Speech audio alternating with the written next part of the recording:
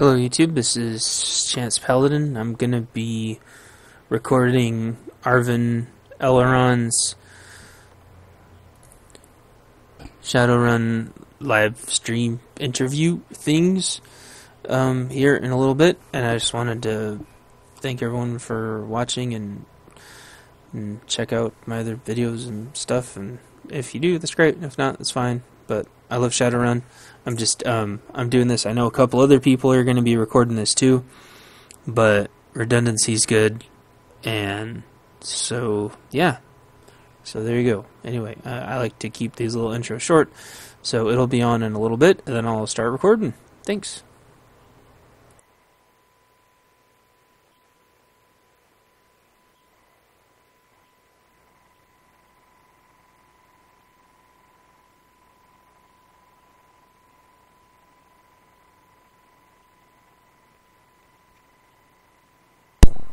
Alright, they said there were some technical difficulties, so they're working on it.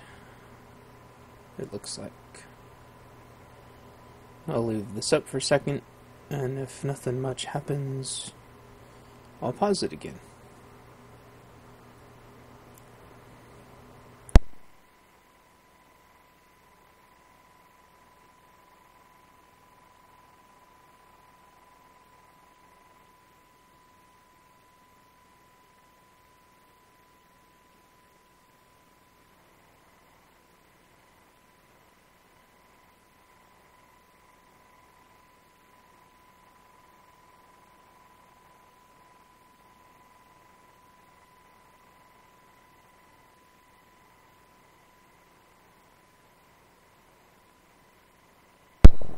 Oh, okay. Looks like they're pushing it back 15 minutes. So, I will pause it again here in a second.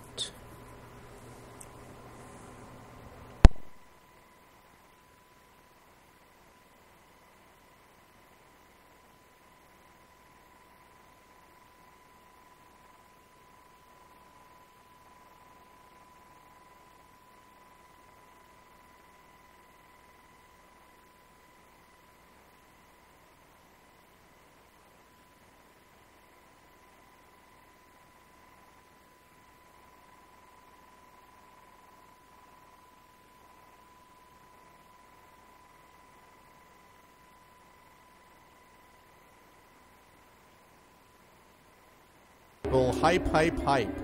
Wow, tremendous turnout tonight. What is going on, everybody? Hello to the Arvanauts, of course. To my regulars, welcome to the Thursday night show, and to everyone who is here from elsewhere. I don't know what you guys are doing here. I'm just a guy, a regular guy playing some video games on a channel. I'm glad to see you all here, but no, I'm just kidding, of course. Wonderful to see everybody here, and I have two esteemed guests that I'm going to bring on here in just a moment. But before I do that, just a couple of things quickly about the stream. First of all, to support the stream that you are about to watch this interview on, it would be most helpful to do !CTT or to hit the share button that you see under that video player and tweet out the stream. Some of you have been doing that already. I mentioned that UGE Plex has been a Twitter hero over the last few days, tweeting this and all that stuff, which is awesome. So anytime that any work that you guys can do in that regard is much appreciated. Secondly, if you would like to be able to see this later, I will have this interview up as a highlight on Twitch itself. I will also, of course, have this over on my YouTube channel. Now, you're going to have to give it a few hours to export and all that kind of stuff after the stream is done, because once I'm done with these gentlemen, I'm going to be going on to play something else, and then when the whole stream is finished, it will be exported as a body to YouTube. If you want to know more about that, you can do !ArvTube to be able to get to my YouTube channel and find out more about that. And then last of all, of course, is !Steam Group. That's where you can join my Steam group and hang out with the Arvanauts in between streams, because although I know you all love Shadowrun, and that's awesome, and so do I do play other games here as well and do interviews as well. Recently interviewing guys from the Talos Principle. I am hoping to get some people on for The Witcher 3. I am definitely going to have people on from Pillars of Eternity. So I've got a lot of these guys on. I love doing these kind of interviews, and so that is what is going on with that. And I think that's all I want to mention about that, except that I want to quickly say hello to everybody. Now, I have a tradition where I always say hi to everyone when the stream starts, but my God, there's 119 of you just to start with. But I'm going to do it quick. So hi to Wolfpup, Vastrock, UGE, Twitch, Syndex, Soul River, Soulchild, Smacky, Surgrum, Shadyheart, Sezneg, Sad Dragon, River Dusk, Red Sniper, Radcount, Pustulio, Packloop, Auto Scratch and Sniff, Nth Man, Novier, Nimja, Monkey, Michael, Messiah, Mercurius, Lord, Link, Porquitos, Labrat, K-Money, Kamaka, Katarns, Jacobs, I Am Bunchy, Henato, A.B. Scrogers, Grey Dybbuk, Graydon, Glob, Giz, Galactic, Far, Fake, Evil Miera and Evil Jim, Edwin Sue, Dragonspear, Duinade, Dark, Crybly, Sea Firehawk, Katate Canary, Caleb Noir, Buster of War 2, Blake 7, Apollysis, 1DX, thank you so much for the follow, Mutant Cassidy, welcome to the Arvanauts, Xanos, Shadowed Mage, Lego, Glog, and Apples. Thank you guys all so much. It is a pleasure to have you all here today, and now I am happy to bring in the gentleman that I spoke to you. This is actually, and I don't know if they're going to know this, I'm unmuting myself now so they'll be able to hear me, and I'm going to bring them in just a second. But this is going to be the first time that I've had someone on the show 3 times, because I had these gentlemen on when the first game released, Shadowrun Returns. Then I had them back when, and I had on Andrew for the first time when Shadowrun Returns Dragonfall came out, and I got a chance to talk to them about that. And now I'm bringing them on for a 3rd time. I really like these guys a lot. HBS are good people. And so I am very, very pleased now to bring into the stream, and I will show you guys a video of this in a minute. Actually, before I bring them into the stream, how about I actually bring my own video up? How about that? How about we actually put ourselves up? Hey, there I am. Good to see everybody. Welcome. So now I'm going to bring in the gentleman previously mentioned, Andrew McIntosh and Mitch Gittleman from Harebrained Schemes. Gentlemen, thank you guys so much for being with us, and welcome back again. 3rd time is the charm. Absolutely. Third time is the charm. Okay, so what I want to start by asking you guys, and I'm going to get some video on for these. Chat, by the way, can we have some love for these wonderful people?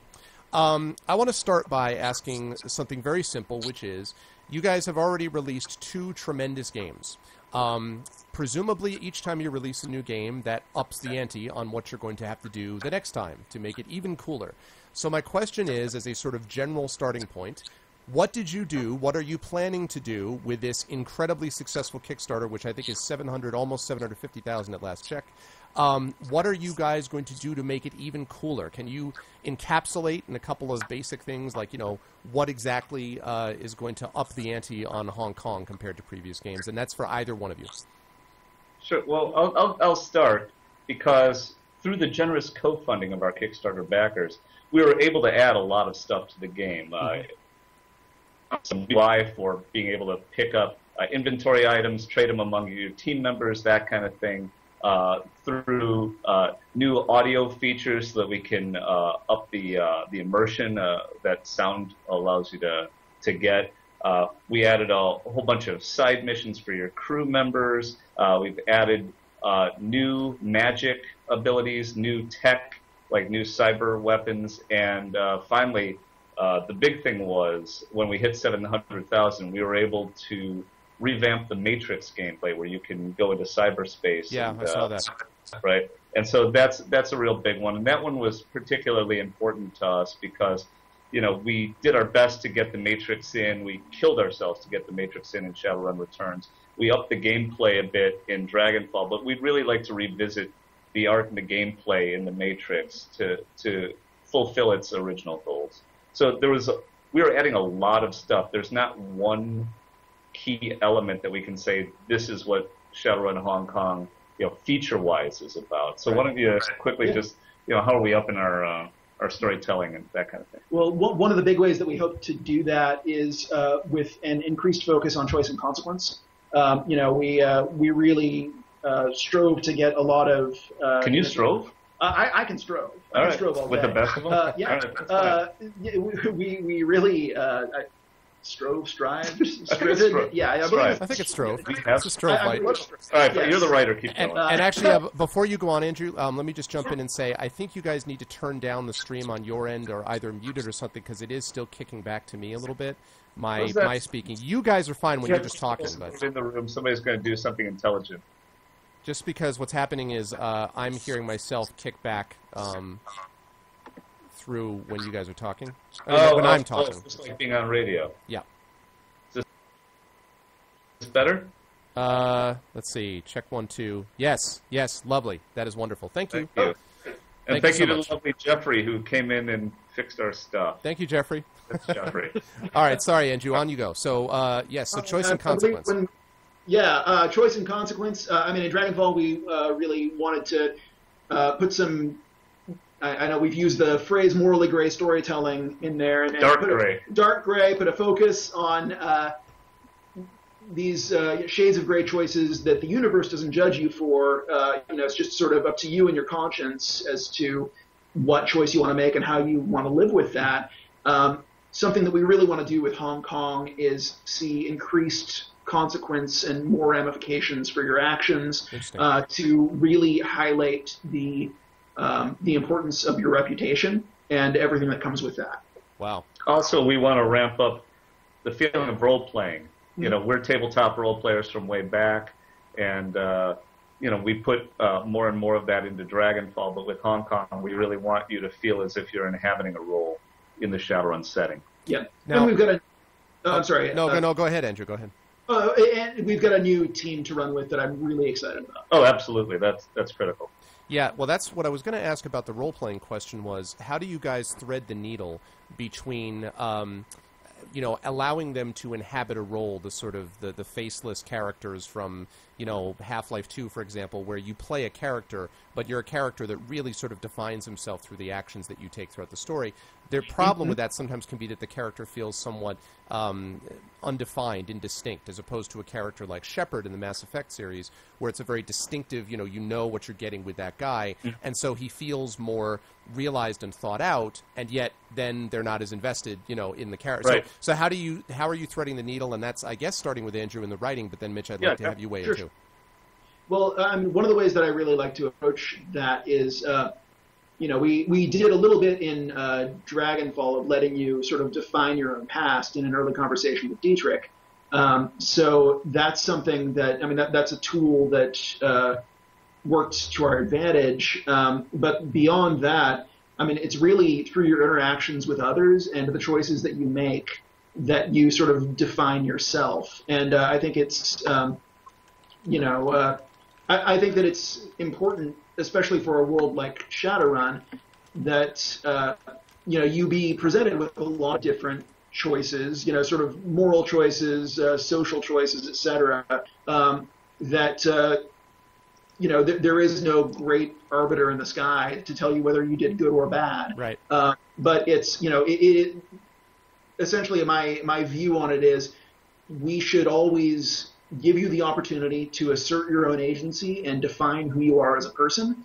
And those choices will have consequences, but they will be meted out by other people and not by, a UI meter. Right. And the other thing is beyond consequences, there's another way of looking at it, which is ways of reflecting that back to the player so that, in conversation, people notice the choices that you're making and comment on them and react to them, and not just through consequences, but just acknowledging that you just did that. Absolutely. Is it possible for members in your party to become so irritated with you as if, I'm trying to think of some games that have done this. Baldur's Gate is a good example, where some characters get so irritated they leave or they get frustrated. I wonder how far into the weeds you guys go in terms of mechanical game impacts beyond the obvious that it's affecting the overall world, but does it affect the game mechanically at all, or can it? Well, we've been we've been playing with different ideas, but I'm not really gonna comment on exactly where we're going with it. We're making eye contact. The agreement was, we don't talk about Fight Club while on an interview talking about Fight Club. Mitch, it's really not fair that you come on and it's even your birthday, happy birthday, and you're not even willing to drink some alcohol, so that these silly restrictions and limits that you put on your ability to reveal things is just getting in the way, I wish. The reputation precedes us. And for anybody listening on the third floor, I'm on the second floor without alcohol, and you have access to the stash, and you can bring it down along with 2 glasses. Please do that immediately so I can get lots and lots of breaking news he didn't want to reveal. No, I'm just kidding. Nevertheless, if anybody's up there, I could use a stiff one. So anyway, we are. The truth is that it's part of it is that we shouldn't say, because spoilers and things like that. But more importantly, it's because of where we are in production. right? So we don't want to say something that we're going to change later, Right. Which is a common thing in game development. But what happens often is, people hear about the last thing and they don't necessarily keep up on the project, so their expectations are set for how you said originally you were going to do it versus how, in the harsh light of day it has to come out. Sure. Does that make sense? Yes, it does, absolutely. And that's, one of the things is sort of getting back to the question I started the stream with. You guys are ratcheting up expectations every time. And so you have now, I don't remember what the latest number is, 17, how many thousands of 17,000? How many backers do you have at this point? I think we're at 19,000. 19,000 people now who are your closest friends now, who are sort of looking over your shoulder, as it were. Do you guys see that as beyond I mean, it's wonderful financial support. Do you see it as intensive pressure to deliver, or is it something that you prefer having those many people on board with you? I mean, you guys are always the dev team, but these folks, especially Shadowrun folks, are very committed, to the world and so on. Yes, that's one of the great things about making a Shadowrun game is you feel like you're making it for people who actually want it. Right. I've been making games for 25-ish years, and a lot of the times in game development, what happens is you're not allowed to talk about the game for 24 months into a 36-month development cycle or something like that, and you don't know how people are going to react. My man, the booze is here. Excellent. Jeffrey again. Wave to the people, Jeffrey. Well done, Jeffrey. Thanks. Just keep that coming. This interview brought to you by old number 7, Jack Daniels. An hour from now, I'm going to appreciate everything about that as I break news across the internet. Anyway. All right. So anyway, what you're doing is, how's that? You're making games, but you don't know if anybody's going to want it until you announce it. So there's a real emotional benefit to what we're doing. Announcing something, telling people this is exactly what our intentions are. Cheers. But, man, that goes down smooth. But, Kickstarters are obviously, pardon me, a double-edged sword. This is our third Kickstarter. We're used to developing games under the microscope now. Mm-hmm.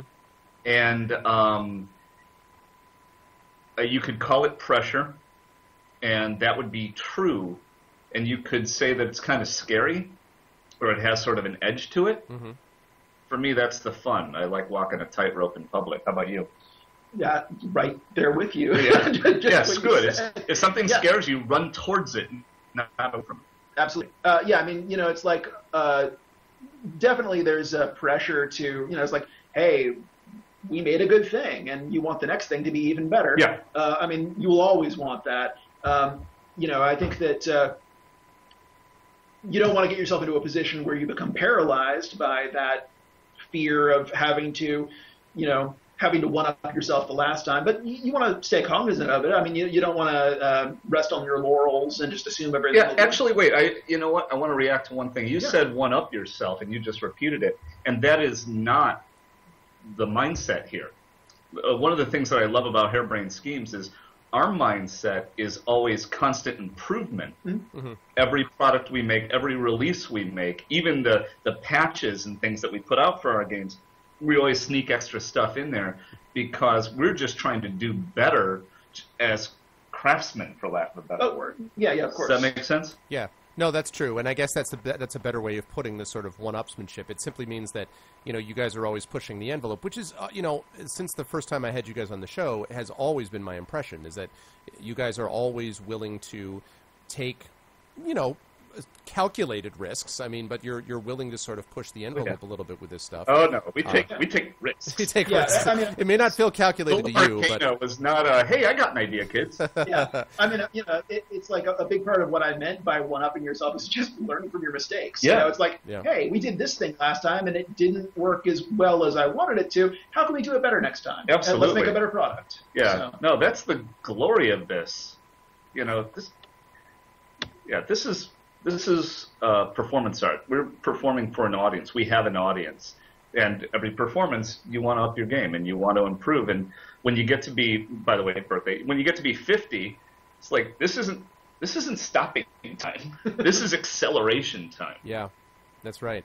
Yeah, and I think it's one of the great strengths of your studio that there's a lot of fearlessness about it, which I think is much appreciated. I want to jump back to a question about the development cycle that kind of blew me away. And hello to the 150 of you currently in chat. You guys are listening to Mitch Gittleman and Andrew McIntosh from Harebrained Schemes. I'm going to talk about some specifics about the game in a minute. Right now I'm talking about a little bit more general about the Kickstarter and this. The development cycle, Mitch, this thing... You guys are planning to actually release this later this year? Did I read that right? That you guys are going to try to release this later? Because typically I see Kickstarters that are run where they're like, this is great, and here's a Star Citizen. We'll get back to you in 2050. You know what I mean? Like, so Chris. Nothing. And believe me, I would love to have Chris. I'll reach out to you too at some point. But I'm amazed that you guys are able to be that far ahead. How much of the game, in very general terms, of course, are you guys done with? Did you do a lot of it even before the Kickstarter went live, and how did you sort of balance that out? No, you need to understand. Remember, we're building on a foundation, right? And we're building on a foundation that built on that foundation twice, right? So Shadowrun Returns, Shadowrun Dragonfall, and Shadowrun Director's Cut. So we've made a lot of updates and upgrades to the engine and our gameplay, and our interface, and we're building on that. We've also, because we've made this game 2.5 times now, our process for making it is much more known. Remember, when we did Shadowrun Returns, the dirty little secret that we don't think is a secret that Shadowrun Returns is, when we went out to Kickstarter and said, hey, this is a game we want to make, what do you think? We had nothing. Absolutely nothing. We had a concept document, and that concept document was the Kickstarter page. This was the Bible of the game. That was it. And we went from zero to ship in 1 year, right? Making the game, making the tool set so other people can make their own Shadowruns, and making the campaign all within a year and getting it shipped. Then with Dragonfall, we had that mature tool set and stuff and more knowledge. And Mike McCain, the game director of Dragonfall, really pushed the gameplay and the storytelling with Andrew up a notch. And then I came in later on the project after they had gotten a great foundation under them.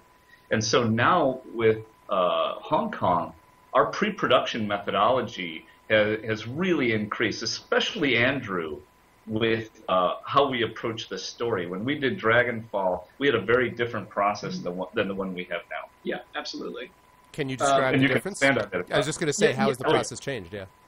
Well, one of the things that we're doing this time around,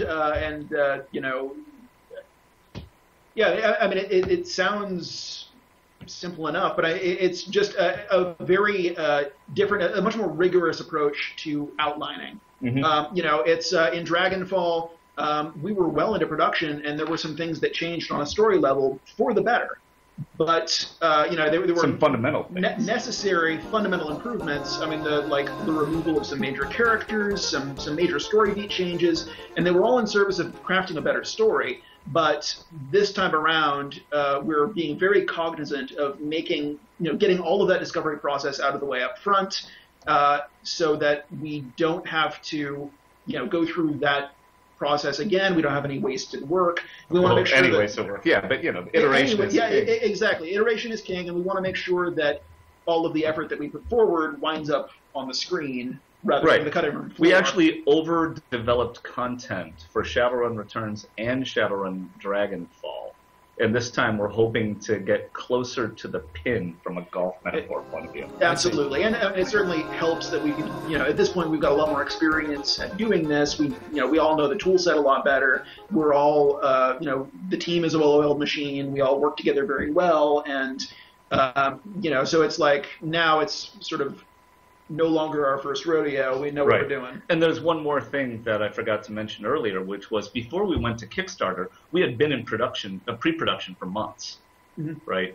Whereas on the other titles, we weren't. So, we're further ahead than we are. So, we have some scenes created and stuff like that, but we have the complete flow of the game from beginning to end. Of course, we're iterating on that, but we have a much better idea of the locations we're going to, the characters we're creating, the plot points, the motivations, what's driving the player forward, all those things. And of course, we've also done much more pre-production on the features we're going to add to the game, how we're going to make them, who's going to make them, when they're going to come in, et cetera, et cetera. So we're just getting better at making Shadowrun.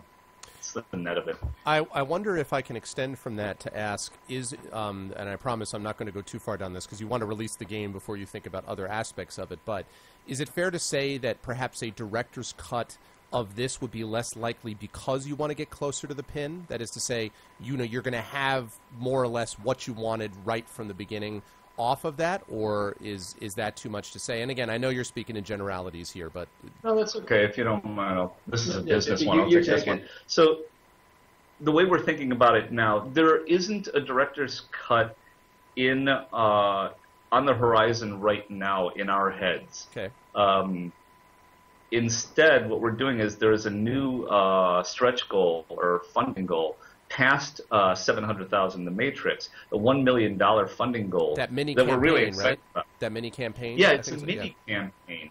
And this is really cool, the idea that you could take your really powerful sort of prime runner character from Shadowrun Hong Kong and import that character into this new super challenging high level, for lack of a better word, campaign, and keep going with it. It's tuned for that level of character. So we're excited about that. Beyond that, no thinking really about a director's cut right now. The director's cut for us was we realized, we could do better, we could do more. We wanted to build on the success of Dragonfall and set ourselves up for Hong Kong and what might be beyond. Absolutely. Well, and there were some story threads that we established in Dragonfall that we really wanted to pay off. Right. It's we had the bandwidth, we had the time. Yeah, partly it was for us. Yeah, absolutely. There were some endings we wanted to get in. Exactly. Things that we just did not have time to do on the original release. Yeah, glorious mission. I was just going to say that character development glory, yeah. I'm going to ask Andrew in a minute about plot and characters here, but before I do that, I do want to ask about stretch goals. I will fully go on the record here as saying that I would absolutely rock that messenger bag, even in a classroom that I walk into. That thing is amazing. I don't care if it's concept art on the front of it. Do want. I just want to say it's thanks. And by the way, it says concept art because we're cautious people. It should look very close to that. That bag is just But I'm curious because you mentioned in the process of talking about it that their physical rewards are something you need to be careful about, right, in shipping, because you don't want to overdo. You don't want to have what happened to Steve Jackson in his Ogre Kickstarter, where they almost bankrupted themselves because of all the physical shipping costs. I've seen that happen in my own much smaller scale Kickstarter that I did last year. So I'm curious if you could talk more about that, how you decided what things would work as stretch goals, what things would work as sort of physical rewards, and how you all sort of kind of massaged that, I guess, in getting the final product. Sure. This is actually one of the things I'm proudest about working at Harebrained Schemes, because everything we do, front to back, everything we release, whether it's a Kickstarter, whether it's a game, whether it's even an update to Kickstarter, just a writing thing, it's very, very collaborative. So a lot of hands touch every single thing we do. So I just want to point that out right away. So, for the physical rewards, that was a lesson learned the hard way. And, some of the things that Jordan and I put into the original Shadowrun Returns Kickstarter, weren't planned out to the nth degree, because certainly at that point especially, that's not the type of people we were. But we got really excited and caught up in Kickstarter fever. Yep. If you remember, we did that first Kickstarter. We were I think, number 3. Yeah, we were the number 3 Kickstarter over $1 million for video games. Yep. So it was a new path, and nobody had really proved it out yet. And we had a spreadsheet that showed, just how much we could spend on it. And, we made many, many errors in calculations. But the other thing that we did not calculate well enough for that one and for the Golem Arcana Kickstarter was the amount of effort it took for the team to fulfill those physical rewards, to get all the data they needed from their backers, to transmit the information to the backers, to do customer service support, to fix problems. It was incredibly time-consuming. And because our Kickstarter backers are our core audience, we were absolutely dedicated to going above and beyond to service their needs. Mm-hmm. And it nearly killed us. So this time around, I had some very specific feedback about how to run a Kickstarter that I took very, very seriously from the people that really did the work to fulfill those physical rewards. So at first, we had a mandate that I put in, which was no physical rewards of any kind. And we started there, and I quickly realized that, you know what, there are different audiences on Kickstarter. Some people are there because they're passionate about the project. Some people are there, and they're altruistic about it. And some people are there because it's sort of a pre-order type thing, and they want to get in early, and see those additional features added. There are other people that are really there because they're looking for the rewards, and they want something for their hard-earned dollars that they're supporting us with. So we had to do the messenger bag and also the figurines. Mm-hmm. And I'm really proud of the messenger bag because it's a great bag. It was the very first. Thank you. It's the first thing we thought of, and we said, you know what? No matter who you are, whether you're, regardless of gender, etc., a messenger bag anybody can use, mm-hmm. and we didn't fancy it up or anything. It's just like this clean sort of embossed Shadowrun logo. So we tried for a modicum of class, and it went over really well. And then the figurines, well, we do Golem Arcana. We know how to make these figures, and we know how to make really high-quality ones. Why don't we use that pipeline we developed to give people what they wanted? And because of the way they reacted so positively to the characters that Andrew created the first time, we thought basing them on those characters was a wise thing to do. Yep. How's this for an answer? Is this getting it's very good, and I assume it ties in also just a little bit to Golem Arcana, or at least it reminds people of the figurine tabletop aspect of your other project. I mean, I don't know if you had that in your mind, but that is a nice sort of side effect. Oh yeah. No. I'm a showman a little bit, and a marketer at heart, a salesman at heart. I come from a family of salespeople. I can't help it. No, listen. Sorry. As we've said, you guys need to be able to keep also the creative geniuses going. Getting them all fed and paid helps too. So you're both, Mitch. Yeah, you know what? One of the best things to do if you're running a game development studio is to pay people. Yeah, we're all big fans of it. Yeah. Yeah, 100% approval. Okay. So the last thing that I want to ask before we get into it, then I want to ask about characters and plot. And chat again. Thank you all so much for being here. Closing in now on 200 people in the stream. I want to say hi to, again, everyone who's here. Thank you so much. And remind everyone, I am speaking to Andrew McIntosh, the lead writer for Shadowrun Returns Hong Kong, and Mitch Gittleman, who is the head of the studio, basically. And I want to thank them again for being on with me for the third time now.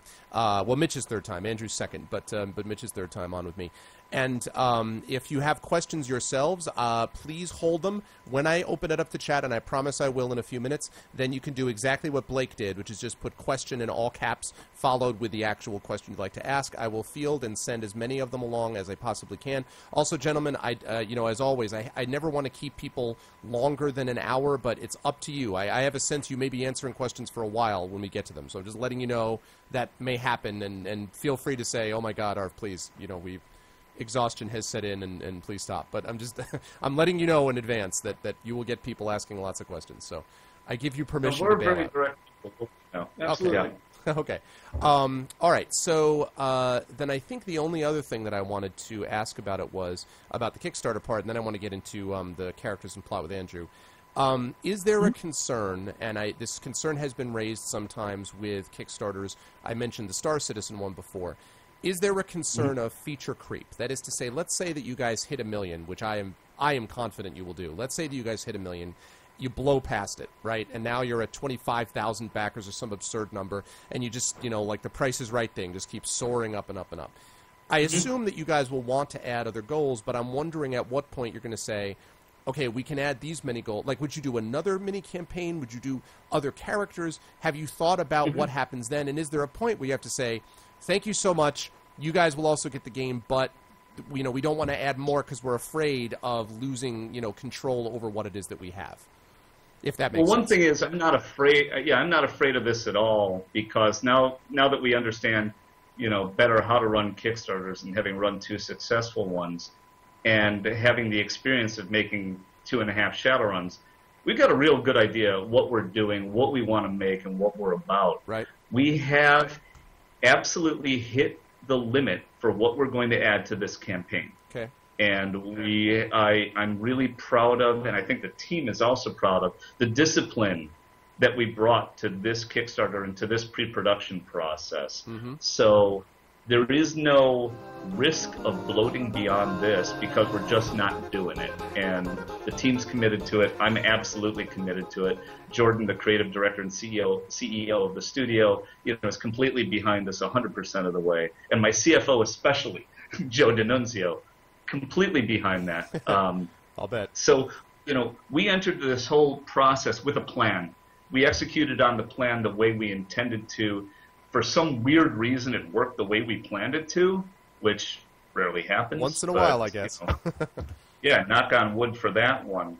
So if we were lucky enough to extend beyond $1 million, anything we did beyond that, assuming that we added anything, and yes, we do have a plan that, of course, I'm not going to tell you, but if we were to exceed that, we would not be adding things to the core game that we have already signed up for and are at capacity to deliver. Anything beyond this, we would require more team members to accomplish. Okay. We have, because of the stretch goals, we had people already identified to add to the team. We've added them to the team, right? And that's it. Beyond that, it becomes a command and control issue, right? Which is not the way to make a focused, highly polished game. So we're just not doing it. Okay. Could you see yourself down the line? This is, I guess, a question about the franchise, because it seems to me like that's where we're headed with this. If you guys continue to produce games this successful and this well done, I mean, for me, Dragonfall last year was one of the top 3 games for me, and I think anyone who played it felt the same way. It was tremendously well written. Which you get a lot of credit for, of course, Andrew. Tremendously well written. But, yeah. No, we all give him credit for that. It was tremendously well written, but it was also just exceptionally well. It was just a tremendously well presented game. So, if this, assuming Hong Kong goes off as well as I would expect it to, is there going to be a point, Mitch, where you're going to think about maybe expanding and adding more people in?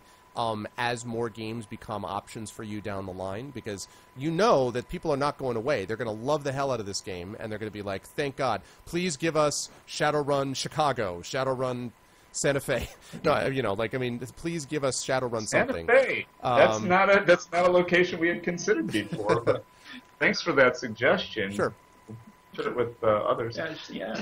But, yes, we have, in my heart of hearts, I love Shadowrun. I've loved Shadowrun since I bought it from Jordan at Gen Con in 1989. That's a great story.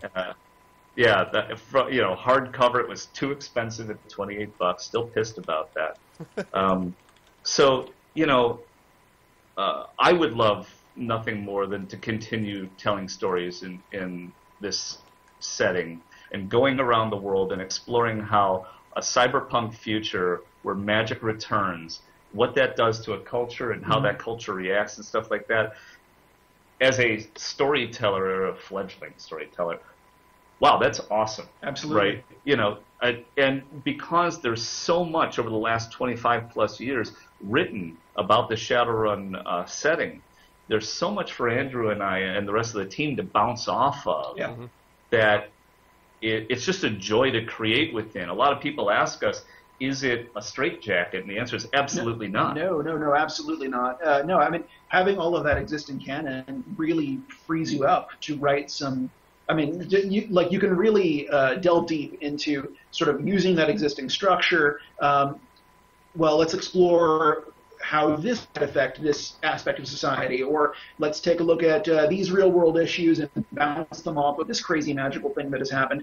I mean, science fiction has been doing this forever. Yeah. Absolutely. And it's a really fertile, sort of environment to play in. It's I sort of look at it as, akin to, if you take an artist and tell them, hey, just do whatever you want, you can sort of float around because you have no structure. Right. Sure. But as soon as it's going to pose a few limitations, well, that gives you something to bounce off of. That spurs creativity. Oh, yeah, absolutely. Yeah. That sort of, the walls are what I'll give you that. Absolutely. Yeah. I talk about class all the time. Creativity from constraints. Absolutely. Constraints, but I haven't completely answered your question. Right, so let me just say this, because I'm not trying to avoid this, because I would just say I'm not going to answer that.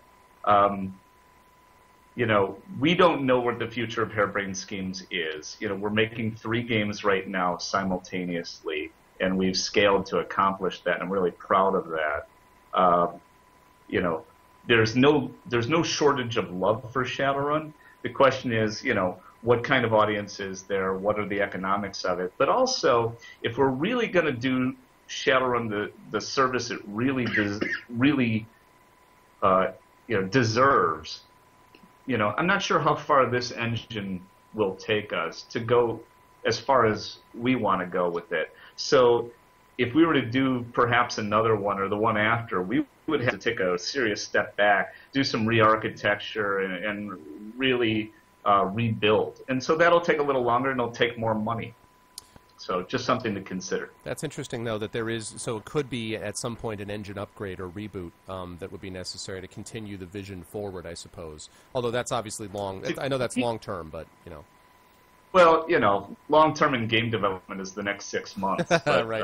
At least in Harebrained Schemes life, we're just the little guys in a great big world. But, yeah, to go where I think is wise to go, I think a further investment in a core technology is required. Yeah, and it's interesting that one thing you mentioned before that I hadn't commented on is it's true that your success in the Kickstarter arena was enormously important for the industry. That there are a large number of games now that are going through the Kickstarter process. I was chatting a little bit with the folks who are going to be doing Ultima Ascendant, which is the new Ultima Underworld thing. Yeah, and I'm hopefully going to be able to get them on the stream as well when that goes live. And that game's not conceivable to me for them to do if Shadowrun doesn't have the effect that it has. And it helps that, of course, Shadowrun had a base outside of just video gaming.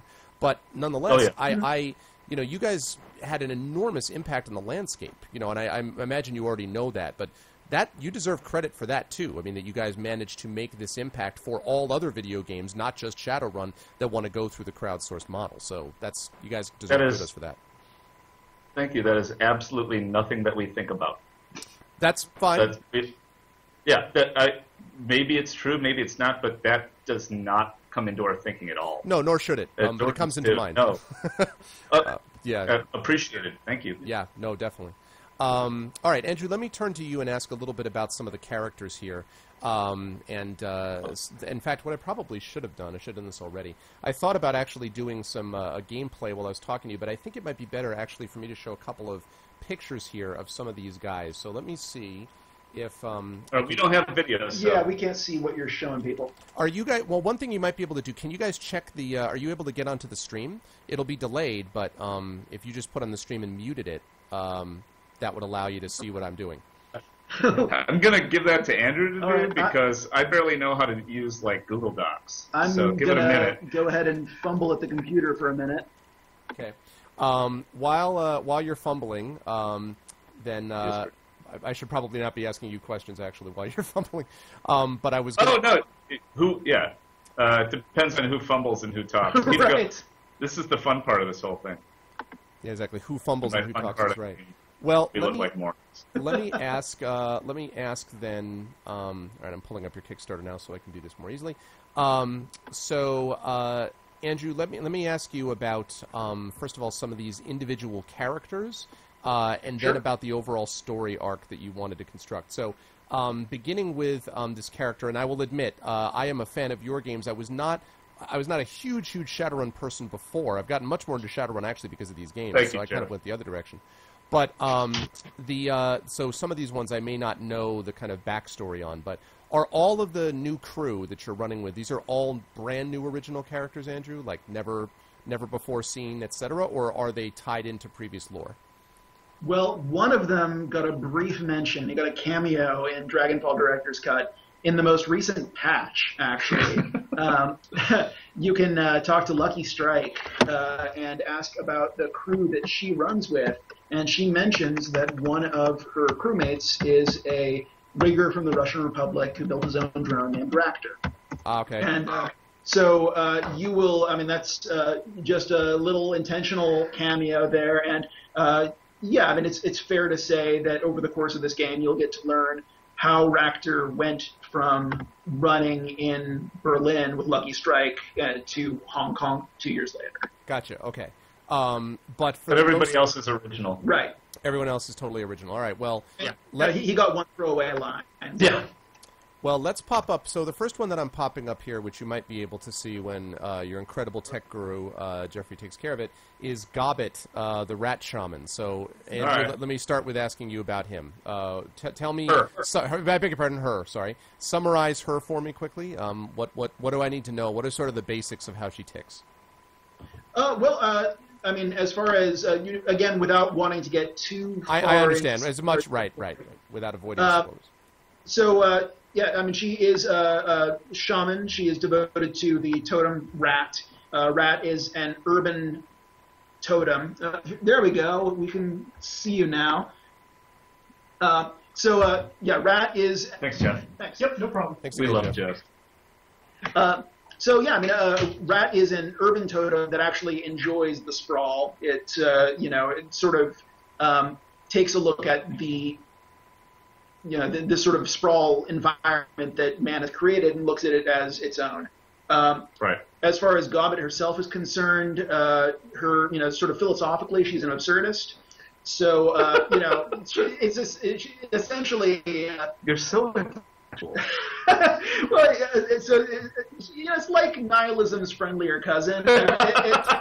She acknowledges that there's no point to anything, but that's not actually a big deal. And so, there's no reason to get upset about it. I see. And actually, before I go on with asking a couple questions about the other characters, did you consider, because the team in Dragonfall was so popular, the characters were awesome. I was a huge Dietrich fan. My favorite character of all of them. But of course all of them, Glory, and they were great. Iger. So I'm curious about was there any thought of let's keep their adventure going and continue with that team, or did you say nope, we absolutely have to do this brand new? And I just wonder how that decision was made. Well, I mean, I think. I myself wanted to start up fresh with a new team, and the reason why is because we wanted to take you to a different part of the Shadowrun universe, and the world starts to feel very, very small if the same people keep popping up all over the place. This is a large world with many, many people, a lot of them in Hong Kong. Yeah. And they all come from different walks of life. I mean, there is something interesting that you can do with taking someone who spent time in Berlin and relocating them to Hong Kong, seeing that culture shock. Mm-hmm. But it's also interesting to take a look at locals or people who've been living in Hong Kong for a while but come from immigrant backgrounds, mm-hmm. Which is, sort of Isabel's situation. Right. And so, for me, personally at least, getting to introduce people to a whole new crew of sort of Hong Kong-centered runners mm-hmm. to interact with and bounce off of and get to learn in the same way that you learned the backstories and personalities and the personal tics of the various members of the Berlin crew. That's one of the really enticing things about doing a new campaign. Right, and then to add to that, when you think of Shadowrun thematically, right? You're very little people in a great big world. Absolutely. These mega corporations control everything. There are ancient dragons, etc. Right. And to think that these characters are so important that they're flowing from story to story is not, I believe, what Shadowrun's really about. I agree with that assessment. I think that, almost by definition, Shadowrunners are not heroes, and as they start getting too big for their britches, they're probably not long for this world. Shadowrunners are disposable assets. Exactly. That's very interesting, and I think that seems very logical to me. All right, one more time I will mention to everybody in chat, hello to everyone. Wonderful to see such a great turnout. I am interviewing Andrew McIntosh and Mitch Gittleman from Harebrained Schemes about the new Shadowrun Returns Hong Kong, and I'm just going through a couple of the characters. Then I want to ask Andrew about the plot arc, and then I promise I will open up questions to you folks, so hang tight, and I will definitely open it up to you in just a moment. All right, Andrew, what about Duncan Wu, the security specialist? What can you say spoiler-free about him? very little. Yeah, there's not a lot that I can give away about him, unfortunately. Although, I mean, you will note that he's trying to figure out what I can actually tell you here.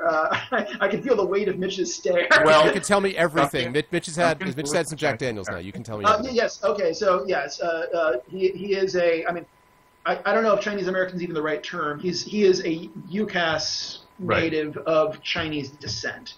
Ooh, that was very Shadowrun appropriate. Yes, and so you'll get to see some interesting interaction between, someone who is identified culturally as Chinese in the UCAS, relocating to Hong Kong and interacting with people who are Chinese, who are genuinely Chinese, and living in Hong Kong. Yeah. As in.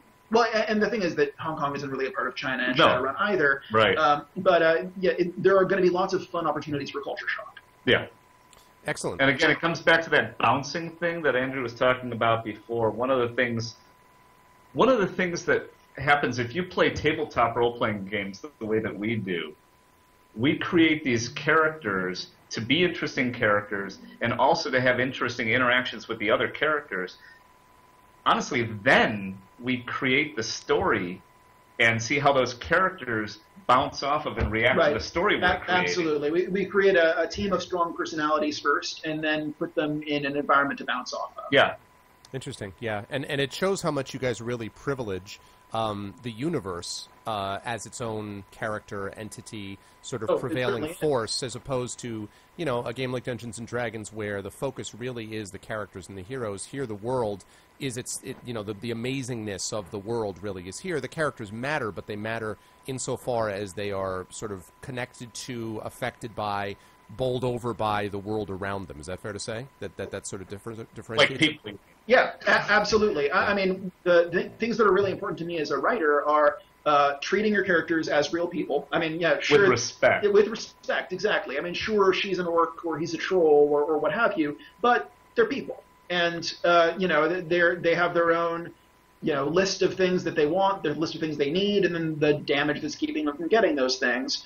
And, it's the Shadowrun universe, I really gravitate toward it over a D&D style setting. I love D&D too, but absolutely grew up playing it. But I mean, one of the things that I love about the Shadowrun universe is that because it is drawn from, admittedly a 1980s understanding of the world, but because it is drawn from the real world, there are enough familiar, recognizable aspects to it that you have things that you can grab onto. It's like there's buy-in because you can recognize this or that thing from your own world. Yep. And so it's there's not as big of a leap to form an emotional connection. Yeah, absolutely. Yeah, I think that's true, and I'll throw in myself that I am not a fan most of the time of I run into as you know, I write fantasy and science fiction, so I run into quite a bit dystopic fiction and the like, and I generally don't like it. Shadowrun is a notable exception because it seems that it has I don't know how to put it. It never feels quite as dark to me. Maybe the addition of dragons and orcs makes that easier, but it's not. It seems to me a more fascinating world than a bleak, why are we even bothering to march through this disastrous landscape of death? There's, and I think that gets back to that grounded nature. There's serious problems, but there's a world that can still have you carve out a place in it that's functional. Yeah, I agree. I absolutely love Shadowrun, but I didn't love it as much as I do now, having really worked within it. I played it as a player and as a playtester, in the very early 90s, and I always thought of it as, it's tech and magic combined. But now that we actually have our shot to make stories within it, the reason why I think the dystopia doesn't feel so bleak and horrible is because the dystopia is, just like our world right now. If you step back from what's going on in our world right now, and you look at things that are going on in the Mideast, things that are going on in Russia, things that are going on in the place that nobody talks about, which is, Africa, right? Which so many things are going on that aren't reported. And yet, we're having fun. And yet there's comedy, and yet there are people going about their daily lives within this really harsh reality. Right. That's what Shadowrun is to me, too. Yeah, absolutely. Right? Because it's about characters and how they react to the world being the way it is. Yep. Right. Yeah, I would totally agree with that. Yeah, I mean, I would also say that one thing that separates Shadowrun from a lot of cyberpunk fiction is because of the existence of magic, because of all of that, there's this sort of element of the uncanny where you know that there is more going on than you can see. You know that the universe has more potential than just the grimdark thing that is in front of you. And that in and of itself is, I mean, even if the magic can be really cruel, that is an inherently optimistic thing, I think, to me at least. Well, we're optimists. I know that. I know we share that. Yeah, no, it's that's really interesting. And by the way, a study of history will say that it was ever thus, that the world is pretty screwed up, but people somehow have found a way to soldier on nonetheless. Absolutely. If you read people talking about the times they live in, they all talk about it being the end times. Oh, absolutely. It doesn't matter what period of history you go to. There's going to be a group of people convinced that the world's going to end tomorrow. Because we screwed it all up. Yeah, right. there's a thing that was the quote was more or less. The world is falling apart, people don't care, and children don't listen to their parents, and that was found on a piece of papyrus in an Egyptian pyramid. So we know that one. It was ever thus, right? Okay, let me, Andrew, let me ask...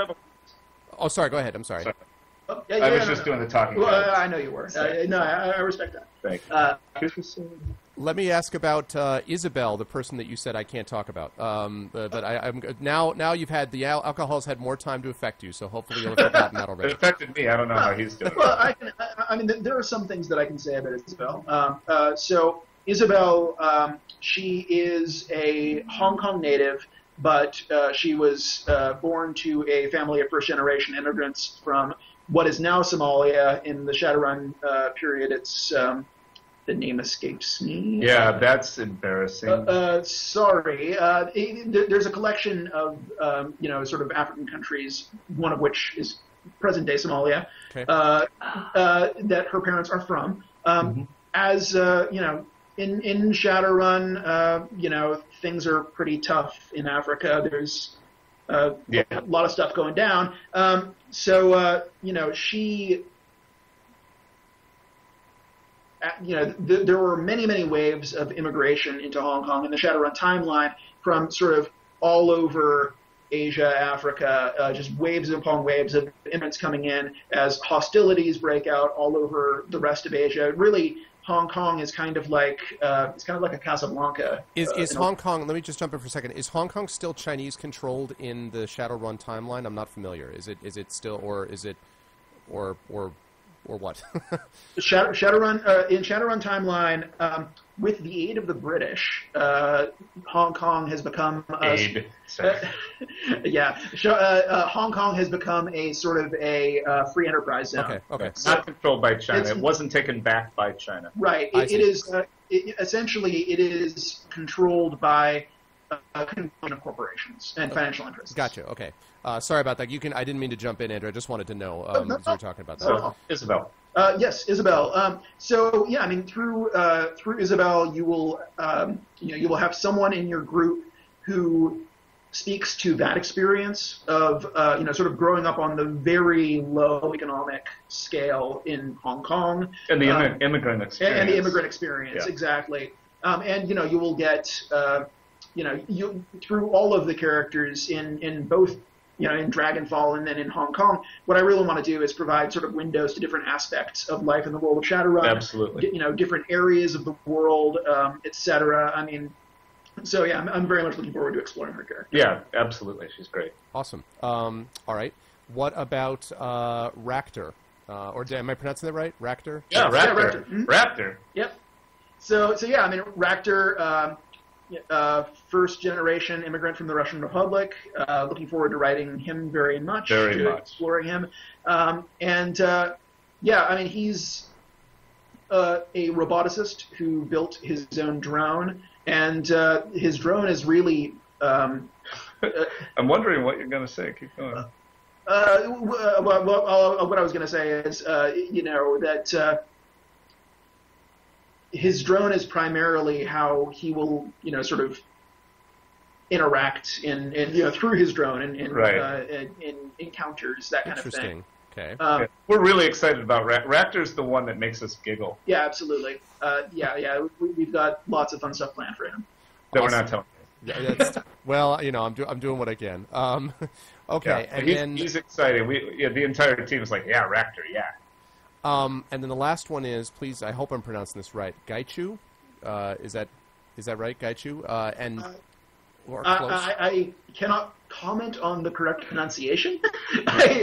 We're not dumb enough to comment on that. But I believe that you're correct. But it's written that way, that's for sure. Exactly. He is a former Renraku Red Samurai. The Renraku Red Samurai are an elite security force that the Renraku Corporation keeps on staff. They are, sort of notable in that they are ruthless. They're kind of the ultimate badasses. They are also 100% for human and Japanese. And when Raptor became infected with HMHVV, the human metahuman vampiric virus, bravo, that caused that led to some predictable problems.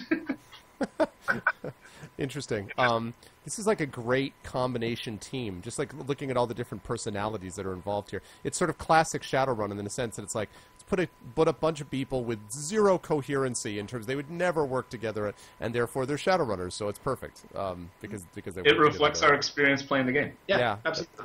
All right, Andrew. Then maybe you can talk to me a little bit. You talked about choice and consequences, but I wonder if we could just drill down a bit more and talk about sort of how you conceived of the overall plot arc and sort of what you were thinking about as you were in the process of going through it. I'd also be interested to hear if Mitch and Jordan and the rest of the team sort of gave you some thoughts about this is sort of how we'd like to imagine it, because I thought Dragonfall did such a good job in not only conveying character but gradually introducing aspects of the mystery of who everyone was and all that stuff and what was at the sort of core of this original attack that had killed Monica and all that. So I'm wondering about what your sort of principles were as you were going through it this time. Is there anything, you can't reveal the plot, but can you talk about like some of what your principles were as you were in the process of writing it? Since this was more on you this time also as like the lead guy to begin with, right?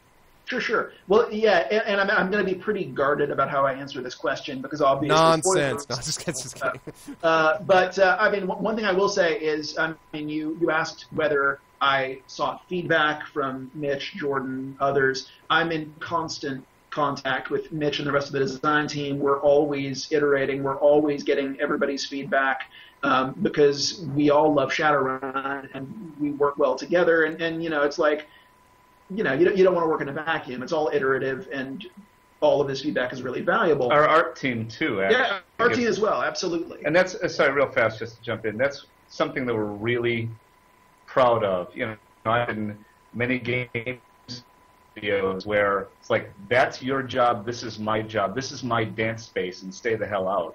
And for us, it's all about what makes the superior experience for the player, and everybody's ideas are listened to. Absolutely. Yeah, 100%. So yeah, the plot.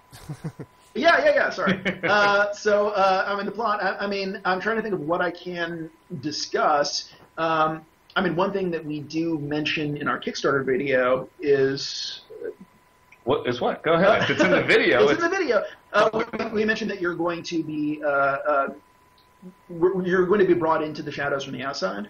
Yeah, we do say that. So we do mention that, and to expound a little bit on that, this is going to be the first of our games where you do not begin as a veteran Shadowrunner. You begin the game coming from a different walk of life, and sort of having that. Fish out of water, stranger in a strange land experience. And that provides a really interesting, different perspective to tell a story from. What are the challenges then for you, Andrew, writing a story like this so that you don't go over the same sort of ground? I mean, it's an incredibly rich universe. And it's funny that it's only at this point that you go to the Shadowrun origin story. It's normally you'd expect to sort of start with that, but you guys actually worked with a veteran Shadowrun first, and then went back to the, as you just said, the learning about the craft. But What are the sort of challenges for you this time around? I mean, you didn't work on the first one, but you did work on Dragonfall, so you were obviously the lead writer for that. So I wondered if you could talk a little bit about the challenges of producing something like this from a writing point of view. We've talked about the technical stuff, but what about the writing? Well, there are a few major differences between my experience with Hong Kong and with Dragonfall. In Dragonfall, when I first came onto the project, there was the skeleton of an outline that had already been, sort of hashed out. Like, these are major beats. We don't know how does this all plug together, but we think maybe this is kind of what we want to have happen. And there was some really great work done on that. So in my, sort of when I first signed on, I was tasked with taking a look at that and seeing what I could do to help, with the, it was sort of a writer's room with myself and Mitch and Mike McCain, to sort of take these ideas and put them together in a way make that them would work. ultimately satisfy. Here's the framework, make this work. And brought stuff to the table. And with Shadowrun Hong Kong, there was no such document. We were coming at it from whole cloth. I will... the beginning of the process just involved pouring through the Shadowrun source material, reading up on everything related to Hong Kong that I could find. Most of what is written in the canon about Hong Kong is set in the 2070s. And so that's an interesting challenge. It's like, well, this is going to be years. So what's it like in 2056? I mean, there has been some stuff written about Hong Kong in the 2050s, but not a ton. So, I mean, there are a number of writing challenges that, sort of made this fundamentally different from Dragonfall, but there are similarities as well in that, my time as a player, I was primarily doing runs based out of Seattle. Seattle's the core setting I'm really familiar with. Sure. So in both cases, I mean, for Dragonfall, I really had to read up on Berlin and see what the world was like there, and I'm doing the same thing again with Hong Kong. Okay, really interesting. So just a quick, guys, the occasional, we get an occasional dropout with Skype. That's Skype being Skype. There's nothing that anybody can do anywhere about that. So apologies, but that just happens. And it's been coming back pretty fast. All right, well, last question from me before I open it up to chat and the hordes of questions come in. Just a quick thank you to the 182 of you so far in here watching this. Really, really great, as I expected there would be. Really great sort of passion and excitement about this. I am interviewing Andrew McIntosh and Mitch Gittleman. Andrew for the second time, Mitch for the third, about Shadowrun Returns Hong Kong, their phenomenal Kickstarter that is doing incredibly well. Last question from me, I guess, Andrew, is were there... and actually, I'm sorry. One question to you, one question about the art style, and then I'll let Chad ask. But first, were there specific influences to this story arc that either other Shadowrun worlds or other, novels, books, worlds that you've read before in fantasy science fiction, as opposed to what inspired you for something like Dragonfall? Or were you was it the same sort of stuff that was influencing both? I will say that I took tremendous influence from the 2070s material written about Hong Kong. Okay. I know that's a boring answer, but I mean, it's like if you read sort of, there are so many, plot hooks and ideas and concepts that are introduced and really fully fleshed out. Yep. That you can really, I mean, it works every time. And that's why they're written that way. Having written source books, absolutely. Your job as a source book author is to inspire game masters. Yep. And to the credit of the authors of the Shadowrun source material, they're inspiring us. Absolutely. I mean, funny enough, it's exactly like writing. I mean, it is much more elaborate, much more involved, and there's a larger team. But essentially, it's much like GMing a game. Preparing for GMing a game. Exactly. Yeah, without a doubt. And the other thing to add to that is why we put some of those old school Shadowrun source books into our Kickstarter reward tiers, because there's so much cool world information that we want people to be exposed to who may not be because they're not tabletop gamers, but they're good reads. Mm-hmm. And they're worth having. And some of these books are out of print. Oh yeah. A lot of Kickstarter are out of print too. So and that's stuff that I'll say grew up with, but I was kind of an adult. I grew up with it. Thanks for that. I appreciate it. Anytime. But I mean, you know, we have a real love for the 2050s Shadowrun setting. Yeah. That's what we both, you know, sort of came up playing. And well, also, it's just that sort of proximity to Jordan. You sort of get that magnetic pull to 2050s because he's here. Absolutely. Well, and you know, there's something really endearing about a science fiction world where there's no such thing as Wi-Fi. You know, it's the 2050s, thick braided cable. Badass. Yeah, absolutely. And so, you know, it's taking that sort of nostalgic playground from when I first started, you know, playing Shadowrun, and those old books that you can't really find anymore, and you know, dusting those off and getting into it. I will put in a plug for my friend John Helfers, which regular viewers to my channel will know is the guy who is a editor now, a freelance editor and an author. He was the guy who actually purchased my first novel, these many years ago. And John, of course, was the editor of the anthology that came with the original Shadowrun Returns. And so the writing has always been one of the great strong points, I think, in Shadowrun. You know, my personal preference has always been straight fantasy, but I think in terms of coherency, I've always felt that the Shadowrun universe really takes this crazy, chaotic world and manages to write it very well all the time. and so I think Shadowrun really has some of the overall strongest writing that you'll get in any of these universes. And so I want to put in a plug for the writers who came before and who are doing this on the more straight fiction side, not just the game side too. So I wanted to throw that in there. All right, well, now I think now we are ready to throw this open. Now, the way this is going to work, chat, is I'm going to ask everybody to ask other questions by putting in capital letters question, then colon, then the question you want asked. I will do the best I can. I don't want these guys to stay on for 6 hours, though, so I will do the best I can to get through them. If your question doesn't get asked, please forgive me. These people are wonderful people, and it's great they're giving us the opportunity, but I will do the best I can with it. So with that said, feel free to ask me those questions, and I will run through them. And the first one comes running through immediately. Buster of War asks, question, have you ever considered Divinity Original Sin style co-op for Shadowrun? I will admit to being an enormous co-op fan, and so I know you don't want to sort of step on the toes of Shadowrun Online, but I'm curious about, has there ever been a thought about co-op or allowing a mod for co-op, or is that just not possible given the system?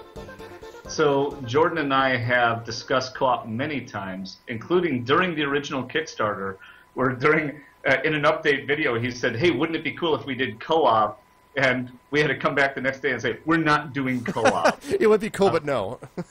We got really excited, but yeah, no. We are fans of co-op. I play a fair amount of co-op games in my personal life, which is thin to none. And I would love to do co-op. We're not doing co-op for this one. It's not going to be an additional funding goal. Just make sure this engine is not set up for co-op. And that's an example of why I say in the future, if we are lucky enough to return to Shadowrun RPGs, we need a rewrite of the engine to allow for things like that. And that, just to be clear, that is not anything like a commitment. Right. So, but yeah, co-op is awesome. Yeah, I think co-op kicks so much ass. I play more co-op than I do single player, and more co-op personally than I do multiplayer. Yeah. I mean, personally, I love co-op. I also love a really richly detailed single player experience, and that's where my headspace is. So, I mean, for me, what we're doing is exactly what I want to be doing. Yeah. And in the future, if we were to attack co-op, what I would say is we attack co-op from the same way that we attack a single-player experience. Mm-hmm. And if we can find a way of making that single-player experience broaden from an RPG point of view to multiple players, that's really cool. Sure, yeah, absolutely. Yeah, that's like we've done a co-op run on my stream with some other streamers here of some of the Infinity Engine games, the Baldur's Gates, Icewind Dale, and there is just something, and I've been playing with one of the people on here, Series Runner, who's another streamer here, and I have played this Divinity Original Sin co-op, and yeah, it sort of gets me back to my roots of going over to my friend's house and watching him play Dragon Warrior on Nintendo. You know, there's a old school feel about that, which is different from MMO. I noticed someone had posted, please God, no MMO elements, and I'm pretty confident that we're not going to see fetch quests, showing up in Yeah, Shadowrun. trust the Force, Luke. That ain't happening. I mean, I know what you're talking about in terms of your Dragon Warrior experience. My buddy Scott and I, back in Santa Barbara, way back in the day, played through the entirety of Planescape Torment that way. Yep. So, it's I can totally appreciate that if you're playing with the right group, it's fantastic. Yeah. One thing I had said that I was going to ask this question, I forgot about it. A quick one for you, Mitch, about the art style. I noticed there's been some feedback that people originally they did Hong Kong, then they felt that it was too touristy, I believe was the comment, and tried to adjust it a little bit. And then I noticed there are other people who have been questioning or asking about whether the look of the Hong Kong skyline and so forth, how you're going to make it even more distinctive from what was given to us in Berlin and in Seattle. So I just wanted to give you a chance to comment on that. You may think that it's not a concern and that, it's fine, but I'm just curious if, capturing Hong Kong as Hong Kong, its own unique place. I wondered if you wanted to speak about that from an art style.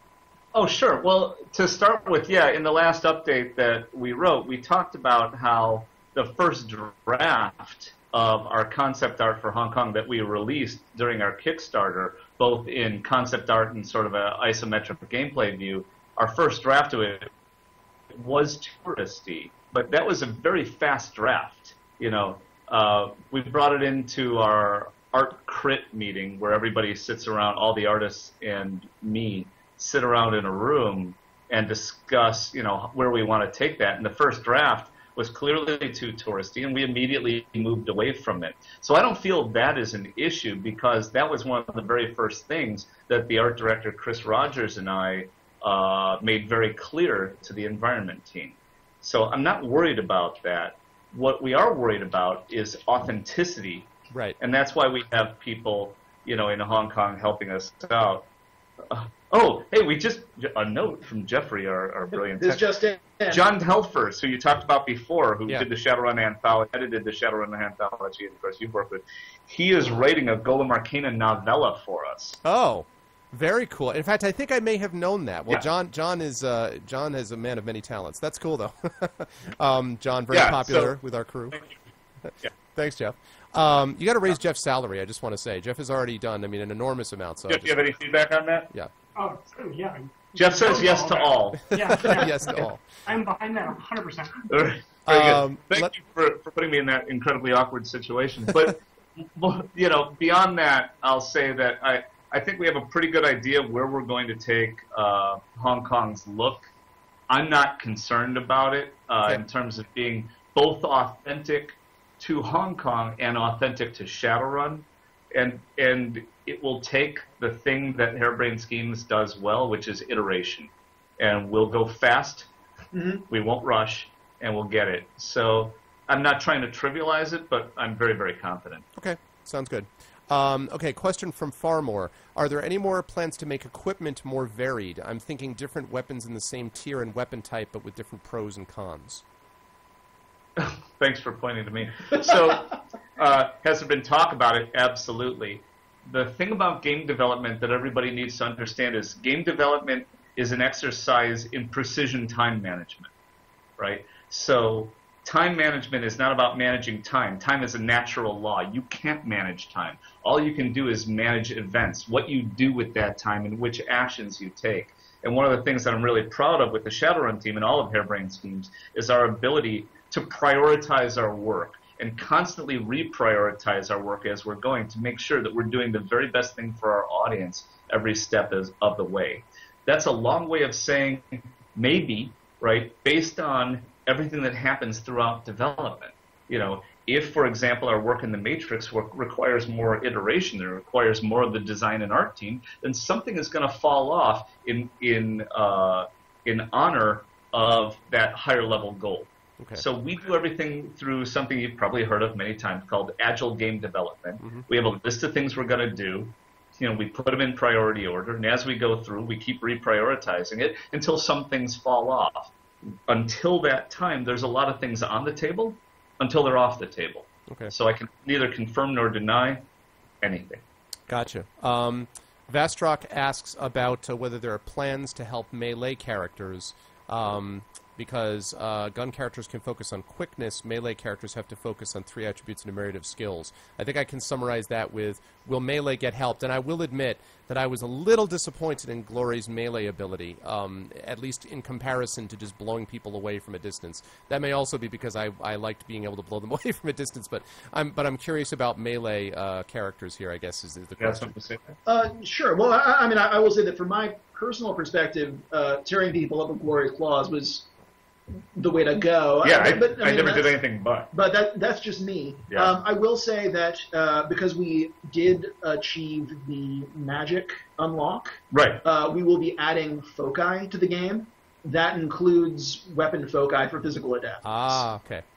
So that should be of some help. Cool. Yeah, and that was part of our plan. And I just shout out to Tyler Carpenter, Yep. New designer that we added to the team specifically for Hong Kong, and a ginormous Shadowrun fan who Yep. played the hell out of our other games. And what's great about Tyler is he brings that perspective of a player and a designer and a huge Shadowrun fan to the team. Right. So a lot of the things that people are sensitive to out in the audience, Tyler's actually bringing directly into the team. Absolutely. Nice.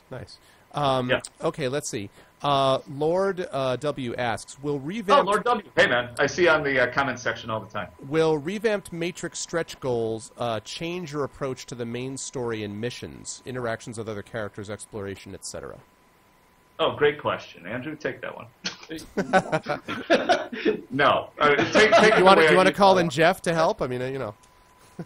I mean, I don't know what I can say here. All right. I'll put you on the spot for the hell of it, but it was fun for a minute. Yeah. No, So, I took that fun away. The way we approach it is we had a mainline story that we were happy about that has some real nice flesh on its bones.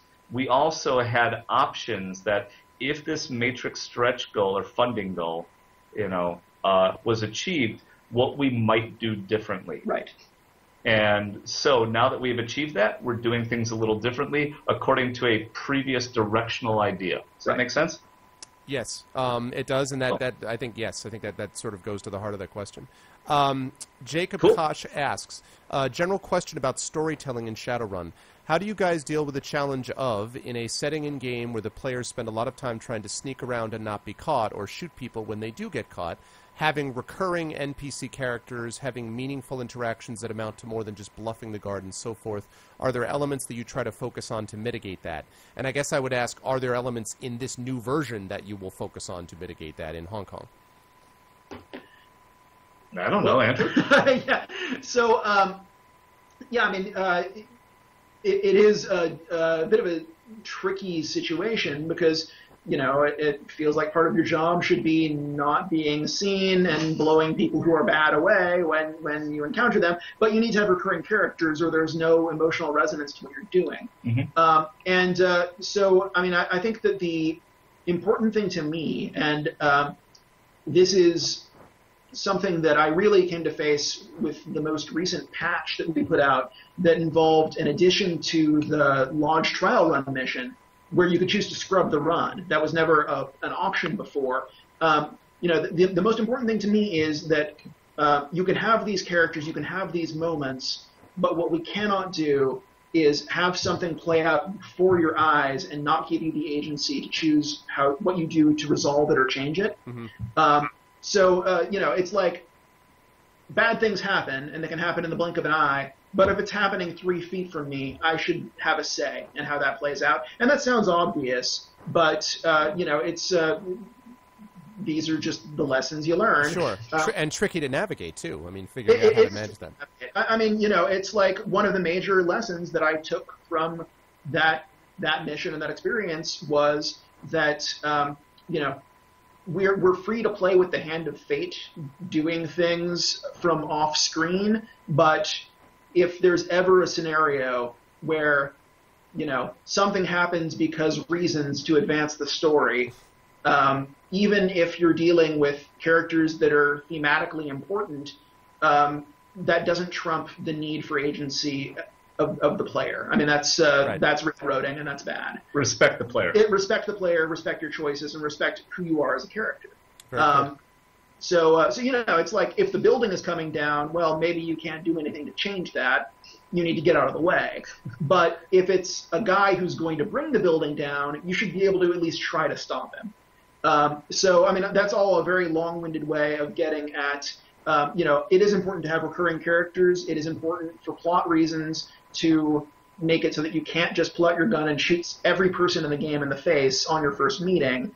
But, it's like when those story moments come to a head, you need to, sort of balance your need to keep the story moving and keep the emotional resonance going with the player's agency. I'm sorry, Arv, I have to jump in on this one too, because unfortunately in my role, the other thing to keep in mind that unfortunately as a player you never want to keep in mind, right? And as a consumer you never want to keep in mind is what we call the iron triangle of game development. And the iron triangle is time, money, and quality. Yep. Right? And in almost every step of the way, we go for the quality because we feel that's the biggest long-term investment, and yet we have to put it out at a certain time for business reasons. And we have very little money. I know this Kickstarter looks like it earned a lot and stuff like that. And game development, I know a lot of people think, oh, game developers are rich. And man, I wish that. It would be amazing. I would love living in that world. Yeah, but the reason, it's just not that way. And so the amount of agency that the entire team wants to put in the game, is just gated by just how many people we have and how long we have before we run out of money. And so we would do a giant amount more if we could. And so it's a constant balancing act, always in favor of the player, and often not in favor of our personal health or our families. Yeah, absolutely. And I mean, something that I'll add with that in mind is, sort of taking those lessons from, from that lodge mission and, well, there was a choice that really had to be there, and so it wasn't, so it's time to go back and insert it. Well, part of my job has got to be learning where those moments come up and learning to navigate around them if there just is not the time to put a branch. Yeah. Let's avoid let's avoid putting you in a position where there really needs to be one if there isn't time to write one. I mean, it's all just part of the process. Yeah. Excellent. That was a great question, by the way, Jacob Kosh. I've enjoyed reading your posts on various forums. Yeah, a lot of these guys were I think, chomping at the bit to actually get to talk to you guys directly. No, but it will be shorter with our answers, sorry. That's okay. Novatech asks, and I don't know if I understand this question, Mitch, can you tip your hat toward the Mosaic Data Haven? Does that make sense that I don't... The Mosaic Beta Haven? Mosaic Data Haven, he said. Oh, Mosaic Data Haven. I know what you're doing. Thank you, Novatech. Maybe. That's all you get. Okay. That was a really cryptic question it's and okay. answer. So if you want to follow up on that, and thank you for that, just send us a private message on Kickstarter, and I don't mind responding more. That's funny. Will there be any, let's see, Red Sniper asks, will there be any changes or additions to the Street Samurai? Well, I would say, yeah, in terms of all the cyber that we're adding to the game and the new cyber skill we're adding to the game and stuff like that. So, yeah. Okay. Soulchild, I'll ask this question, but I don't want them to spend a lot of time on it because I want us to focus on Shadowrun. Soulchild wanted to know if you're interested in doing a Kickstarter campaign for BattleTech. I'd like Mitch to survive his birthday, and I think if I asked that question now, he'd be like, I can't, what, God, what? So No, you know what? That's one of the cool things about hitting 50. For some reason, the reserves of my energy are not depleted at all, and I don't quite understand it. But I think it's just the creative process of Hong Kong is so exhilarating that I feel like I can leap tall buildings in a single bound. So I love BattleTech. So here's the thing. I want to make a BattleTech game. I've made 5 or more BattleTech games. I never asked for it. It was thrust upon me. Jordan and I started working on Crimson Skies, and then he said, I need you to make Mech Commander. And what's interesting now is that I have a BattleTech story I want to tell, and I want to tell it with Andrew, and I want to tell it with this team. It's just and I know the gameplay. Like, I wrote the document already because I had to. You know what I mean? I just had to write the document. But the BattleTech license is not ours to control, and there's a lot of forces at work there, and so we'll see. If we can, we will, because Jordan and I both love the idea, and, it's just business at this point. But believe me, if we can make a BattleTech game, we will. Okay. As someone who spent countless hours piloting mech and the original Mech Warrior on my 486 SX25. Yes! Hey, Yeah. Amen. Yeah. I did the same thing. I'm 100% down with that. Yeah, Yep. there are good stories to tell in the BattleTech universe that aren't told. And, a lot of people think of giant robots as giant robots, and I think of the Mech Warrior in that giant robot. The giant robot is a tool, and there's plenty to do there. Yeah, so thanks for the question. That's a great answer, actually. That's more than I was expecting. So I thank you for the question, Soulchild, because that's actually great. And yeah, you don't get Pacific Rim without something like BattleTech, in my opinion. So you don't get the sort of focus on the human being as well as the robot. So anyway. Yeah. Again, sorry. Shout out back to Jordan, who understood this a long, long time ago. Yeah. Yep. Absolutely.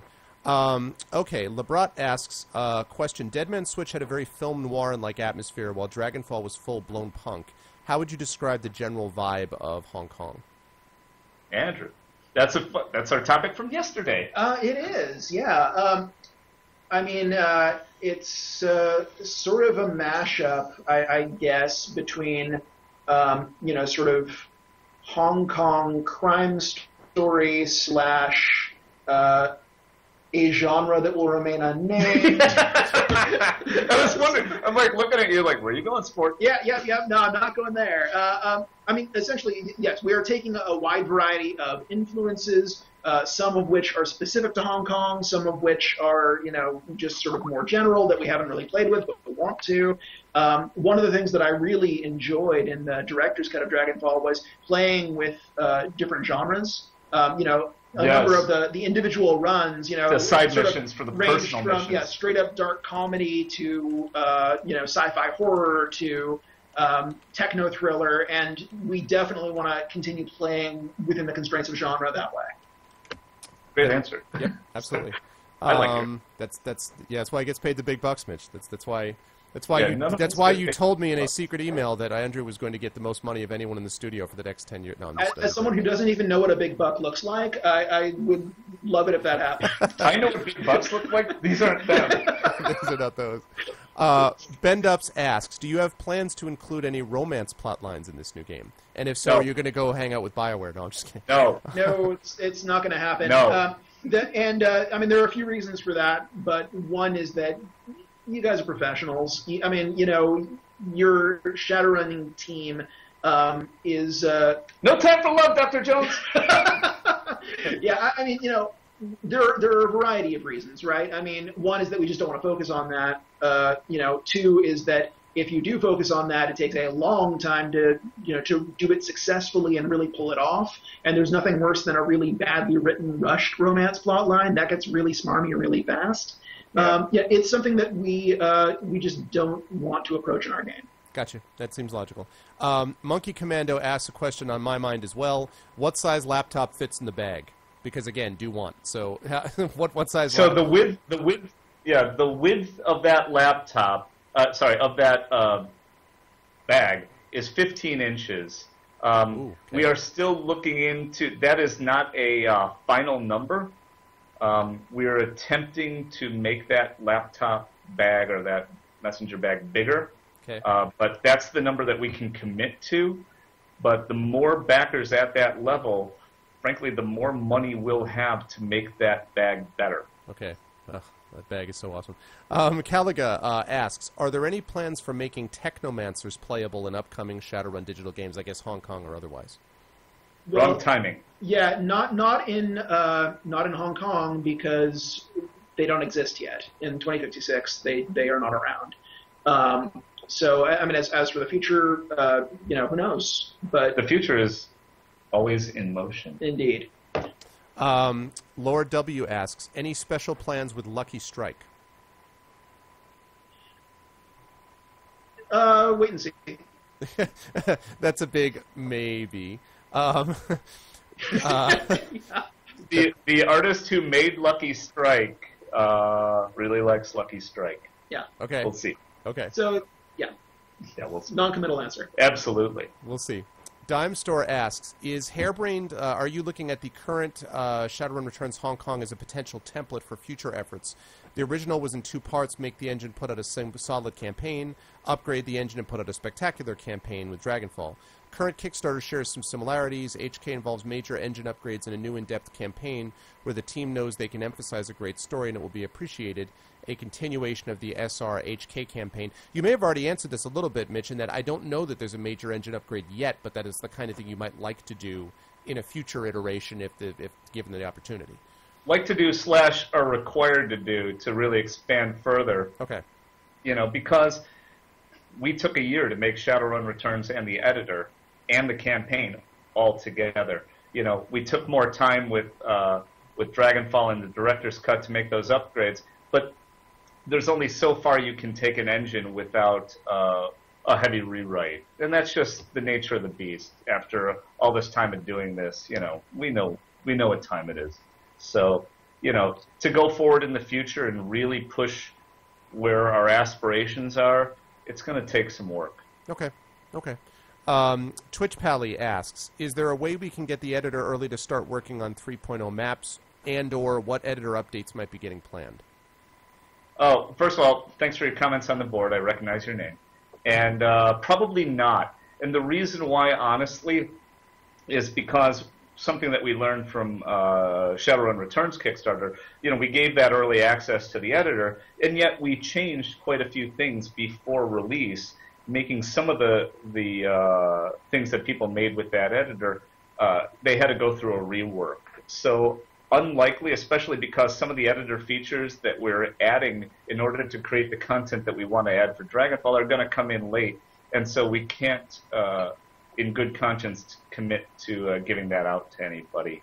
And also, it's honestly a resource drain on the studio to put that stuff out, to do technical support for those people playing around with the tools before it comes out. We need to focus on making a superior product and a superior gameplay experience for people. That's logical, yeah.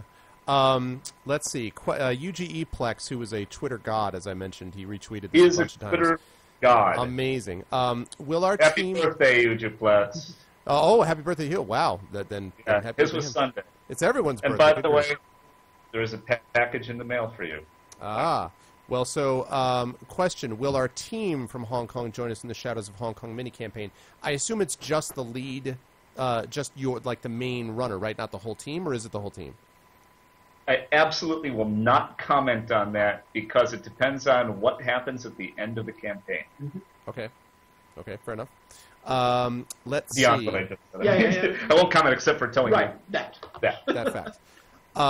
Dime Store asks, has the team considered sponsoring costuming costs for any cosplayers who would want to attend major conventions as characters from Dragonfall and our SRHK? I have to say, I just got in the mail today, just got in the email, my official invitation to DragonCon as an attending pro. Oh, neat. So, nice. So I would be happy. Been a while since I've been a dragon. Yeah, well, I was thinking about it because of the cosplay stuff. So, I'm completely. I would not be willing to dress up as a character, but if I could get that bag, no, I'm just kidding. But no, I'm joking. But the cosplay, I don't know. I mean, I'm sure you guys don't have sponsor costs. However, you guys have been very good about reaching out to people and being able to provide them things that, like 3D dimensional character, like pictures and so forth from the previous campaign. So, I don't know. Is that the kind of thing that you would love to be able to see more people doing, or? Oh, I don't God. know. Sorry, real fast. I love cosplay. I use it. All right, nerd alert. Here it comes. I used to LARP a lot. Hey, listen. It's good. Just want to get that out there. Yep. I love cosplay. My children grew up cosplaying at Emerald City Comic Con, etc. Sure. Huge fan. But when it comes to sponsoring anything, if we get any extra money, I'll tell you exactly where it'll go. To paying the people at Harebrained Schemes what they deserve. Yeah. Because, no joke, and I don't want to make light of this, the people at Harebrained Schemes, I'm not talking about me and Jordan, because we know what we're in for. Whatever, starting a company is just stupid. in this economic climate. But the people that work, especially on Shadowrun, are doing it for the passion, and they are woefully underpaid. And I'm talking about Andrew, who's sitting right next to you, who is woefully underpaid. And so any extra money we get needs to go to the talent in the studio who have busted their asses to make this stuff. And so sponsorship is way far on the horizon, and the people in the studio are number one priority. I've spoken like a true studio head, and I 1,000% agree that please more money to the creatives. That's really, really critical. It's just really important. Lord W asks, question, can characters die permanently in SHK story-wise? Do we want to... No. Lord W, we love you. We're not answering that. Not answering that, yeah. It was nice that you threw it in, though, just in the middle. Yeah, we tried. We want to answer your questions. We just refuse. Partly it's because, and here's an honest answer. Whatever we want and whatever actually gets into the game are really two different things, like I said Absolutely, before. and we can't commit to doing a thing that we might have to change. Yeah. Yeah, that makes sense. Cherry Flight asks, how will the mini-campaign, if it's funded, work with multiple endings? And I assume that means multiple endings off of the original campaign that features. That's right, yeah. So one of our goals, I'm going to go out on a limb, one of our goals for the mini-campaign is for you to feel more consequences for your action in the main campaign. Mm-hmm. Right? That's a goal. And that's as far as I'll go. Yeah. Okay. A goal. I was waiting for, and that's it. and scene. So we have, one of the things that we're both, I think, speaking for you, proud of is really trying to work on this story with the end in mind from the beginning. And so we have a real good idea of what should happen at the end of the game. We'll see what happens when we actually get to the end of the game. But having the ramifications of the endings affect the mini-campaign, that, as a player, that sounds great to me. Absolutely. I mean, there's nothing more frustrating than loading up an expansion or a sequel and realizing that the game has paid no attention to the decisions you made. That goes back to respect for your audience. Right, exactly. Yeah. Sorry, I'm also responding to chat at the same time. All right, let's see. Dime Store asks, can you give us any insight into how character stats and skills might have changed? And maybe you can just sort of ask that as a general thing. Was there any major change in how you calculated them, how they were deployed, that sort of thing? Not yet, but first of all, this hasn't been said before on the stream, but the design team are very diligent about reading all the comments that are on the Kickstarter page, and thank you for those. A lot of people make suggestions or have feature requests or balance requests and stuff like that, and if you read that comments page, you'll notice that I never answer those. I say the patented, I don't know, the blanket response that I give is, we're listening, right, but we're committing to nothing. And we know that we are adding a new skill to the game. Yes. Right? To take into account the new cyber tech. But beyond that, we're not talking about individual tweaks. Okay. But there's some movement in the works there, sort of in general terms. There's talk. Yes. Good. Okay. Talk is cheap. Yes. Let's see. Caleb Benoit asks, was there a fear of making your main squad too large that you would never want to hire and learn about hireable runners? I think that might have been more of an issue with Deadman than with with Deadman Switch, Deadman Switch was a loner, comes back to Seattle and hires generic runners. Yeah. And Dragonfall was a very different animal. Right. I mean, I will say that on a general level, the biggest issue with making the team too large is that every one of those core party NPCs has reams and reams of dialogue. And I'm not just talking about when you're speaking to the town. On missions, especially if there are conversations between multiple party members, you need to rig up you need to rig up a whole priority system where it's like, well, is Gobbet here? If she is, then she'll say this. And if she isn't, then Rue will say this. Raptor probably wouldn't talk here at all, so we'll just leave him out of the list. And then, depending on who speaks, well, okay, who would be the first to respond? And it gets stunningly complicated very quickly. Especially when you're trying to do naturalistic dialogue. Exactly. The way You don't just want them all to say the same thing. They each have their own way of speaking, their own pattern of speech. You need to take account of that, otherwise it feels as though the game isn't taking the characters seriously. Yeah. And so the more of those characters you put in, it just grows exponentially. Yeah. So, I think that we've got about as many core party members as we're comfortable with right now. No, we're a little beyond comfort, but we're up for it. Well, we're up for it, yeah, exactly. And I mean, it's like I can't think of a single one of them that I don't want to write. Oh, absolutely. They're all going to be awesome. Yeah, I agree. But if we were to add in another member of the party that could or could not be there, and we would lose family members. It would be bad. Yes. So, we're both married, we both have kids, and we both would like to keep both the wives and the kids. Absolutely. Am I correct? Yeah. I'm speaking, for both of us. It's as the father of a daughter who's currently teething, my ability to pull all-nighters is a little less than it was. It comes back. Mine just turned 7, and yes, this too shall pass. Mine just graduated college. I've got some energy. This too shall pass, though, Andrew. Let's see. We did, yeah. Dime Store asks, will the expanded Matrix involve any new skills, hardware, or stealth? And I guess I'll rephrase that. Could it involve those things? Maybe yes. Okay. I had a feeling that was what we would get. That was pretty decent. I mean, that was accurate, wasn't it? Yeah, absolutely. Yeah, those things may be in there, yes. Lord W asks, do you have any... I see Lord W, I'm getting a sense now that he keeps trying to throw in these... So he asks, do you have any specific information about the $1 million mini-campaign, who will be there, where it will be, etc.? Not that we're going to transmit to you, Lord W, but thank you for the question. It is really... It's amazing. No, you're very persistent, and actually, I think that's awesome. I think it's cool as hell. Yeah, absolutely. No, definitely. And by the way, while we're talking about it, because Lord W is on the comments page on... Kickstarter all the time. If you are a Kickstarter backer and you're not reading the comments page, I suggest you do, because the community that's there is incredibly welcoming and incredibly cool, and it's worth just hanging out there a little bit. It's really nice. Yeah, I took a look at that earlier today. It was you're right. It's pretty cool group. I never get tense going onto our comments page. Like, what do these people say next? How are they going to attack me? Yeah. Yeah, it's cool. Yeah. Series Runner asks, and I mentioned before that Series Runner is one of the guys playing with us, and actually is graduating with a BA in game art and animation. He's very good at it. I've seen some of his work. So he says, question, are you hiring any hardworking artists with glowing personalities as interns or otherwise? We have one opening, yes. We have an opening for an animator.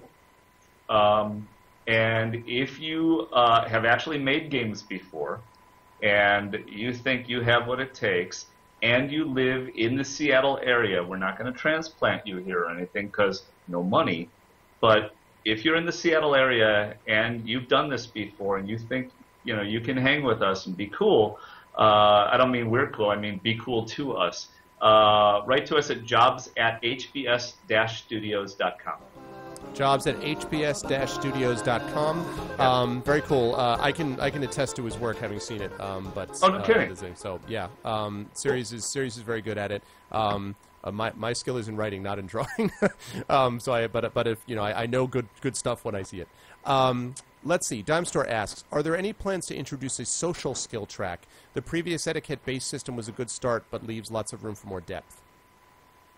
I will say we are actively exploring that idea. There you go. Actively exploring the idea. Will there be any characters from previous... Yeah. I'm sorry, Andrew, did I jump in over you? No, we were just agreeing that I said the right thing. And not okay. Good. Sagely. Yeah, that's all right. Lord W asks, will there be any characters from previous games present in SHK? And I think I asked that before, and you said there was one sort of reference, but more or less the people are fairly new, right, Andrew? Is that... Well, I mean, I will not speak to who might or might not make a cameo or whether that will happen. The only direct link that we've talked about and that we will talk about at this juncture is a throwaway line from Lucky Strike about Raptor and about how he used to be a member of her team. Okay. Right. That's right. I remember that. Yeah. Or rather, in the time frame of Dragonfall, he is a member of her team. Okay. So, This game takes place 2 years later. yep. Oh, I didn't know that. Okay, 2 years after. Okay. Blake's asked, could you add Dragonfall figurines to the Kickstarter rewards? We could, but we will not because it would be a financial disaster. Okay. There you go. We want to avoid financial disasters. But believe me, that was a huge conversation because the truth, I want them. Oh, absolutely. Yeah. Oh, yeah. And- I mean, I want the Pure String play set, but Oh, yeah. it's... Yeah, but financial disaster. Okay. Evil Miera asks, and I think we've seen that, I think you've already answered this, any new tiers on the horizon or add-ons? And I think the answer to that is no, right? You've gone as far as you'll go with the tiers and the add-ons on this? I believe so, yeah. I believe so. The one thing that I'll say is that I'm sensitive to this. You know, to the people that don't play tabletop games, that came to Shadowrun from the SNES and Sega world, you know, we understand that some of the reward tiers are not as exciting to you. And I'm actively thinking about those things, but there's no commitment at all, and it's very likely that it's going to stay the same. But it's not about, I think this is the important thing, it's not about more money or getting more money. If we were to do anything, it's all about serving the audience and the different audiences that come to us. Does that make sense? Mm-hmm. Absolutely, Okay. it does. Yeah. Hilda says Half-Life 3 confirmed. Yes, exactly. Messiah, one of my regulars, asks whether she can marry Glory. Can I have a figure or a poster or a body pillow? Messiah is an enormous fan of Glory body in every pillow. respect. So, Oh, my God. I got to tell you, Catherine Walker, associate producer here, who was production assistant on Dragonfall, did this amazing Glory cosplay. It was pretty outstanding. Last PAX Prime. And go to our Facebook page, the Harebrained Schemes Facebook page, and look at the pictures, because it was great. And she didn't tell anybody she was doing it, and she just walked into PAX when we were showing Dragonfall. I was like, oh my God, you're Glory! It was really cool. wow, that's cool. Yeah, she was great. Let's see. Bendups asks, any plans to add voice acting? I bet I know the answer to this. Andrew, you got this one. To the core game, no. Absolutely not. No way. So we addressed this in text. The issue, there are many issues with adding voice acting. One of them is that it would interfere with the theater of the mind that we've got going on. When you read a line of dialogue, we want it to feel like getting lost in a good book and not watching a movie. So I mean, there's sort of that from our own, personal preference level. But beyond that, when you start voicing your games, you are locking dialogue down. It's set in stone. Recording voices is very time-consuming and very expensive. And once a line of dialogue has been recorded, that's the line of dialogue, and you need to do whatever gymnastics you need to do to make everything else fit with that, because you're not recording it again. Mm-hmm. The way that our writing process works, I'm making changes until the very last minute. Until we pry the keyboard from your cold, clenched fist. It's writing is iterative, and it's like, well, there could be something over here that only got one or two passes. I want to put another pass on that thing. If it's been recorded, I can't do that. Actually, and I'm sure you'd agree, Dragonfall would not be Dragonfall if we had gone through that process, because truly late, ridiculously late. Like, I was trained, never do this late. Mm-hmm. We identified a flaw in the story that took us 2 full weeks of 12-hour days to fix. Wow. And with voiceover, we wouldn't have been able to fix it, and it wouldn't be Dragonfall. Exactly. The story really would have suffered because of that. Yeah. So, I mean, both because of our own personal preference for having this be a story that you read and digest and experience. Gobbet's voice is Gobbet's voice in your head, not the one that we're telling exactly. you to You can cast whatever actor you choose. Yeah. I mean, that's another thing with voice acting is it can be wonderful if it's done well. One bad voice can really ruin the experience of many, many scenes in a game. I'm sure there are people in the audience that can identify specific voice actors. And it often has. Yeah. And so, it's like there are both, sort of our own personal preference reasons to avoid it, and there are practical reasons to avoid it. Mm-hmm. Now, that said, one of the funding goals that was unlocked that we really do appreciate, because they get to not only add to our storytelling toolkit, but also add to just sort of the general presentation polish level of the game, is we have these animatic, sort of, for lack of a better word, transition scenes or cut scenes that we're adding. And we have committed to adding voiceover to those. And we have a very specific plan for how to do that. But one thing I'll tell you is that those voiceovers will not be the main characters of the game in order to maintain their voices in your head. Right. Okay, that's interesting. Hexodemus asks, is it possible that we might see a character from the Dead Man's Switch campaign in Shadowrun Hong Kong? I'm guessing that's already been more or less answered. I think we know. Yeah, we've answered that. Yeah, so let's move on to that. Answered. Counselor, let's see. Question. How many times... is this a serious question, G-Flex? How many times have you caught yourself or the team saying or typing honk honk? No, seriously, I keep doing it and having to correct myself and repeating it a lot. I've seen that on the comments. But... Yeah, there have been a few honk kongs showing up in my writing. It happens. I've actually got autocorrect set to fix that. Yeah, it's, yeah. Neo Anarchy asks, are we going to see the Wuxing, I guess it would be the Wushang Sky Tower? No comment. Okay. So, right, no comment. I won't put any spin on that at all. Let's see. Colonel Hathy asks, I only just noticed that there's a startling similarity between Green Winters and Mitch. Has any other characters been based on members of the HBS team? Funny that you should ask. A number of characters were based on members of the HBS team. I think one of the most amazing likenesses was our good friend Mitch here as the head ghoul in the sewers. Oh, that's a likeness. Yeah. They're like, "Hey, Mitch, you're in the game." I'm like, "Really? I'm a ghoul?" Yes, described as a shambling pile of meat. Not the first time, by the way. We apologize then for killing you in the game, Mitch, when that happened. We didn't realize. Oh, man. I didn't know. But I didn't know. I mean, a number of other characters in Dragonfall are based on people at HBS and other people that we know. And actually player character portraits that you can choose are actually members of the studio. Absolutely. Oh, cool. And of course Jordan's in there too. Yeah, I would expect as much. Let's see. Ocadrian asks, I can only speak to what I've experienced 70% through Shadowrun Returns, but I've noticed a penchant for few NPCs who either are A, are mission inventory related, or B, have their own side convos, which I love. Do you have plans to space maps with more NPCs that are present simply for 3-line dialogue exchanges? P.S. Love your environmental descriptive works, gents. And I do think actually you guys did more of that in Dragonfall. We did. What he's referring to, I guess. Will that process continue in Hong Kong? I guess. Yeah. Of course. Yeah. We absolutely want to make this feel like a living, breathing, fleshed out world. I mean, it's no fun to run around an environment where nothing is happening. Yeah. Okay. And it really contributes to it. I think just sensing that they're always chatting about things that are going on. Let's see.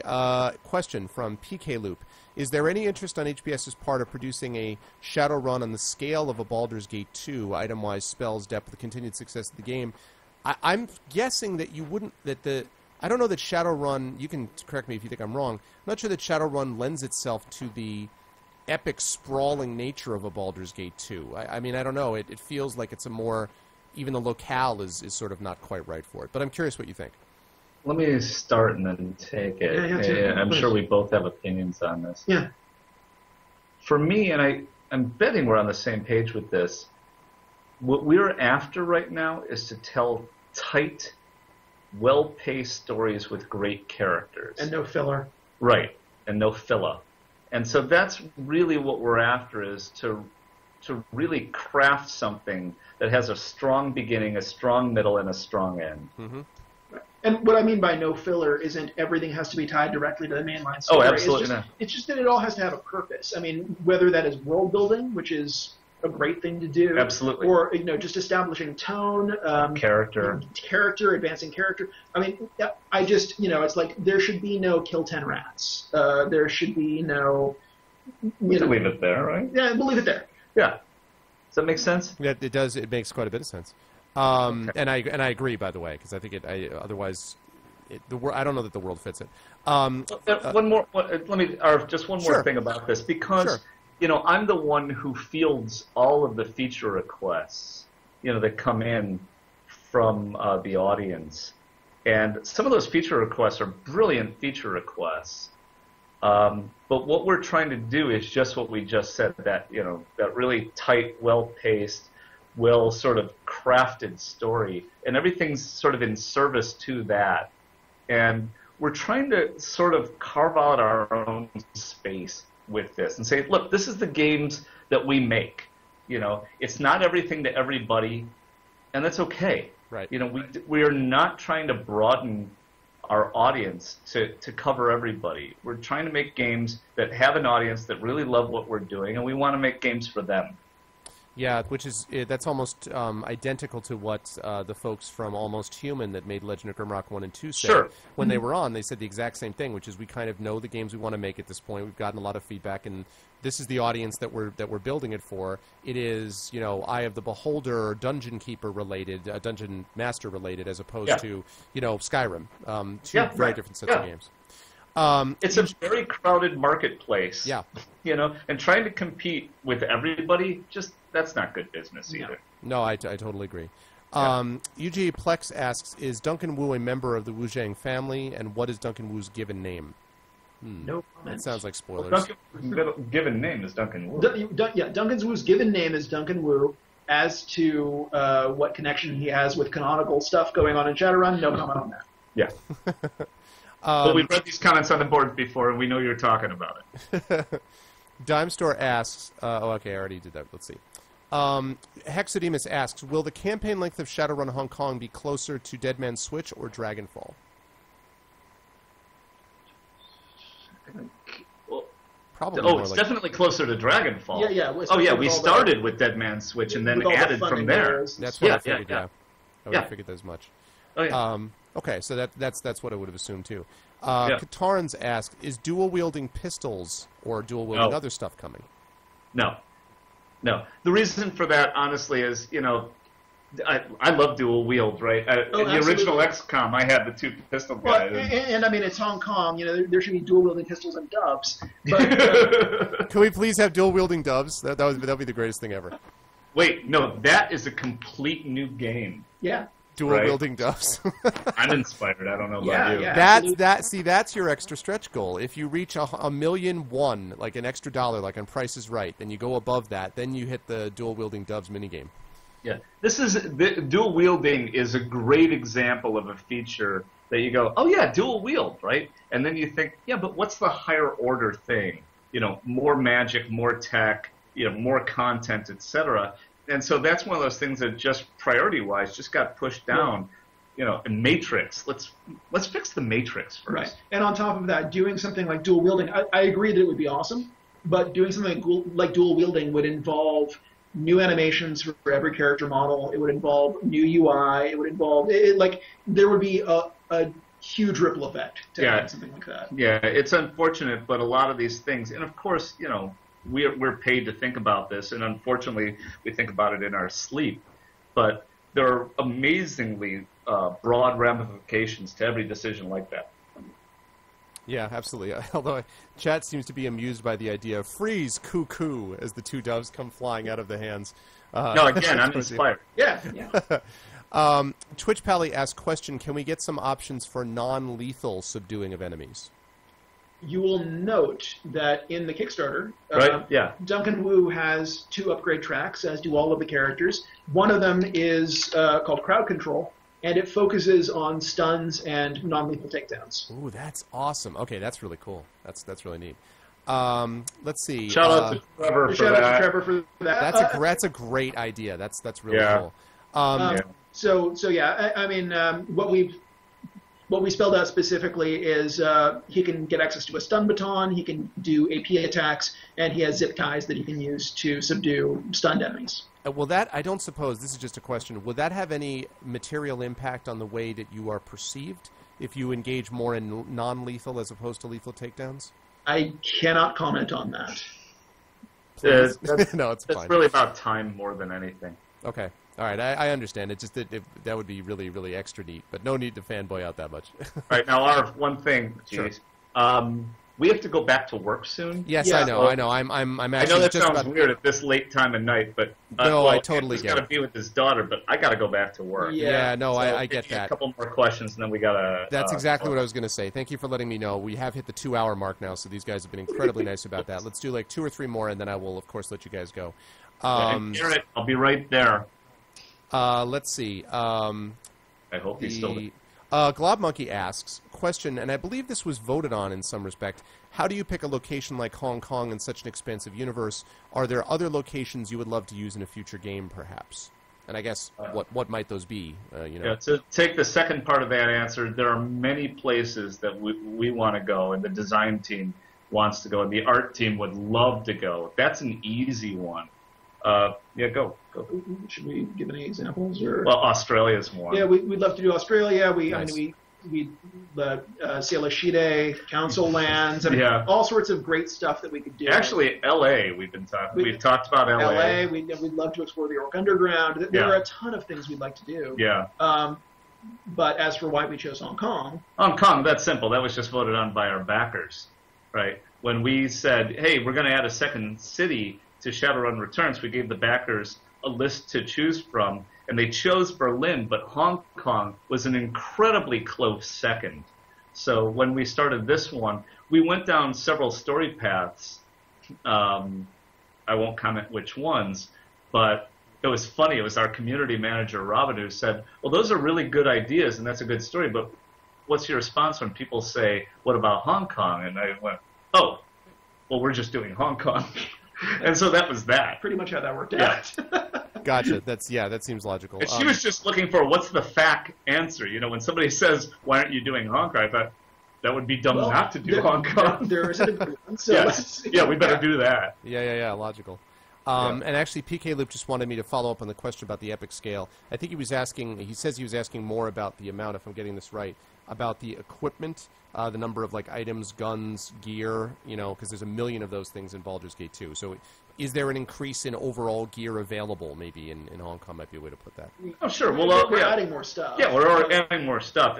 That's all as time allows, and also in support of what we're doing. So, you'll see there are new cyber weapons, especially, and so we're focusing on those, and then we will add more as time allows. Right, and that plays into the earlier question about anything being put in to help out Street Sam's. Well, cyber weapon combat would be one. Gotcha. And actually, I think we may have almost gotten through these finally, which is great. A lot of great questions. Question: what are the odds of seeing you? I'm sorry, Edgy. I got to skip through that because I think that's basically been asked and answered. They are working on other games simultaneous to this one. Duinade asks: question: what are the odds of seeing you at PAX Prime? I know you're going to be at Gen Con because I've seen you guys there, seen Mitch there multiple times, but. Yeah, that was nice to run into you. By the way, I love Gen Con. That's my favorite. I got my start there as a writer, so I love Gen Con. Yeah. 14 years old, Gen Con, 50 still going. Yep. I love gamers at Gen Con especially because they understand how to play with people face to face. So, PAX Prime is in our hometown. Will we have a booth presence there? No. Will we be walking around? Yeah, please don't hurt us. Very cool. Yeah, and again, I'm a member of the Writers Symposium, but Gen Con is my favorite by a long way. I'm doing a bunch of cons this year, but Gen Con is always my favorite. Great. It's good stuff. So last two I'm going to say, folks, and then I'm going to let these wonderful guys go. Lilo Humano asks, any chances for a new game plus, like repeating the campaign with advanced characters and a new difficulty to balance this? I don't know if the mini campaign maybe addresses that at all or not. Sounds like it. Yeah, that sounds like it. Yeah. Yeah, I mean, I think that the mini campaign essentially takes the place of doing that. It provides a new place to go. Yeah. Let's see. Mystaria asks, does HBS do any playtesting in or around Kirkland, Washington? If so, how does one volunteer to be a playtester? So we are actually in Kirkland, Washington. Wonderful place. And playtesting around there, how do you get it into it? No. That's by invitation only. Okay, got you. Now, UGA Plexus says says at you, Mitch. My wife is screaming in the background. It was a secret he wasn't supposed to tell. My wife said I kept that secret for like a week. I don't know what secret that they're referring to. The secret is that there's a birthday gift for him in the mail. Oh, okay. Well, then you've just revealed that. Now, wait. Ayumi, listen to me. All right, he doesn't know what's in the package. That's all I got. That's all that they can get with that. Let's see. Hope we love you. And I already answered the new game plus She's one. Okay. Last question, and then we'll let you guys go. And that is from Hexademus. Dragonfall's a fantastic game. I'm sure Hong Kong will be even greater. But I'm sure a lot of other fans besides me are wondering if we'll ever see our favorite characters from the campaigns meet each other in a future Shadowrun game, namely Shadowrun Atslan. Wink, wink. Yeah, we can neither confirm or deny, but thank you for the idea. Yeah. And that Aslan is not beyond us. We've definitely thought about that. It would sure be neat, wouldn't it? But yeah. One step at a time. Yeah, we have a serious road to hoe with Hong Kong. Yeah. We bit off a lot. We're scared of it, which means we're doing the right thing. And I can't wait to deliver it. It seems like you guys are chewing it okay. And Messiah wants me to ask you if you're going to hire me for the writing team of the next Shadowrun games. I think they've already explained who they're hiring, and Andrew is doing a perfectly good job, as a tremendous job as the writer of this team. Yeah, he's okay. He's easy now. Budget, careful. Keep him down, please. Your last revision sucked. So thank you guys so much for doing this. Okay, all right, I promise last one. Dime Store says, if you considered having an unofficial meetup before, after, or during PAX Prime, Star Citizen have been doing that with major conventions, and it's been very popular. That's really interesting. We will honestly look into that. That sounds like a great idea. That sounds fun. Something to think about. Gentlemen, that was 2 hours of really great stuff. I am extremely grateful you're willing to stick around this long. And again, I really think you guys have put together a tremendous studio and a really, really great, Andrew, great writing stuff from you. As I say, some of the best I've seen in games. And Mitch, you guys run a very tight ship, a very Absolutely. good, disciplined ship. So thank you so much for being on my show again, and I hope when the game actually releases that I can maybe have you gentlemen back on, one, two, or all of you, to chat about for the fourth time, because it's always a great time. But thank you guys so much. Chat, can we get some love for them too, please? And thank you so much, Mitch and Andrew, for being here. Yeah, we love being on. Absolutely. Thank you very much. Thank you for having us. Thank you very much. Thanks to Karen as well for helping set it up. And gentlemen, have a wonderful night, and get back to work. Yeah, that's what's happening. Yep, absolutely. Take care. Thanks so much, guys. Bye-bye. All right, people. There we go. That was good times. That was good times. There you go. I did the best I could, and tried to get all the questions through. I hope you guys enjoyed it. And I'm sorry for those of you who I skipped at the end, but they were on for over 2 hours, and so I really did not. I can't keep them on longer than that. They do have to actually work as well. I hope you guys enjoyed it, and thank you so much, Farmore. If you guys liked what you saw and heard from this, 2 things I want to say. Number 1, go out and back the Kickstarter. Support these guys. They deserve it. It's a great studio. They're putting out great work. Secondly, if you enjoyed it as a help to me, please let the powers that be know. Please, first of all, follow the stream. We are trying to move towards partnership. Thank you, Lilo Humano. You need me to be a voice actor? Thanks, Greg. But, we're trying to move the channel towards partnership. I feel like the channel's ready. I'm very excited to kind of move us to the next stage with the community that we have here. And please consider stopping by again. We are actually playing through at the minute. Old school Shadowrunners will recognize the Fighting Fantasy game books. We are playing through the Talisman of Death book right now. When that's finished, I'm going to be playing X-Wing, the original X-Wing, special edition of X-Wing, I should say. And once that is finished, pleasure. Thank you, UGPlex, for all the Twitter as well. I really appreciate it. Once X-Wing is finished, I'm going to be moving on to Trails of Sky, and I'm going to have Pillars of Eternity is going to be on here. I'm going to have the guys from Obsidian with Pillars of Eternity, and then I hope to be able to get the guys from The Witcher 3 on here as well, plus the Ultima Ascendant people. So this is not my first rodeo on this. We've done this a lot, and we want to continue to do it. So please spread the word, let people know, and that would be really awesome. Thanks, IK. And I'd like to think... Oh, thank you very much, Dime Store. That's great. Because I'd like to think that not just with Shadowrun, but with other stuff we do, it's great as well. But I'm really grateful to the Shadowrun community for doing all of the promotion and tweeting out. This was great. We were very, very good numbers tonight all the way through, which was awesome. Now, what I'm going to ask is we are going to move on, because typically I stream until about 12:30. So we are going to move on to the game of the night. So what I would like to do is I would like to... I'm not going to close out the stream, but what I am going to do is I'm going to take a break, because I've been sitting here just in front of this computer for 2.5 hours. So I'm going to take a break about 10 to 15 minutes. When I come back, we are going to get started with this. And if you are new to the stream and you haven't played this, this is a lot of fun, guys. You get a chance to actually play the character together. So I'm going to take a break, change up the stream time, the stream title, I should say, and then I will be back at you. It's about 10:30 now, so I'll be back on either 10:40 or 10:45. In the meantime, please hang tight, follow the stream, join the YouTube, join the Steam group, and let everyone know about the stream. I really appreciate that very much. CD Projekt Red, I'm working on it, Firehawk. I'm working on it one step at a time, so I am definitely working on it. So that's the deal. Oh, thank you, Parker. Yes, you can check out my podcast as well. If you want to know John Helfers, who was mentioned before, John's a friend of mine. He plays with us, and he's going to be playing Icewind Dale with us tomorrow. But if you want to know more about that, I do run a podcast as well. I write, so I have my own books, and my own Kickstarter for Icarus, my graphic novel, is coming out later this year. I also have very exciting publishing news to share, but I can't share it yet. Close. I can almost share it. Can't wait to share it. Can't do it quite yet. However, oh, thank you very much. Thanks, Jacob Kosh. I very much appreciate that. Thank you, sir. Very, very kind of you. So about 10 to 15 minutes from now, I will be back at you, and we'll be playing some Talisman of Death. Okay, so hang tight. Please stick around. Have fun with the community, and I will catch all you people in 10 to 15. Again, Harebrained Schemes, thanks so much. And, guys, I'll be back in about 10 to 15. See you then.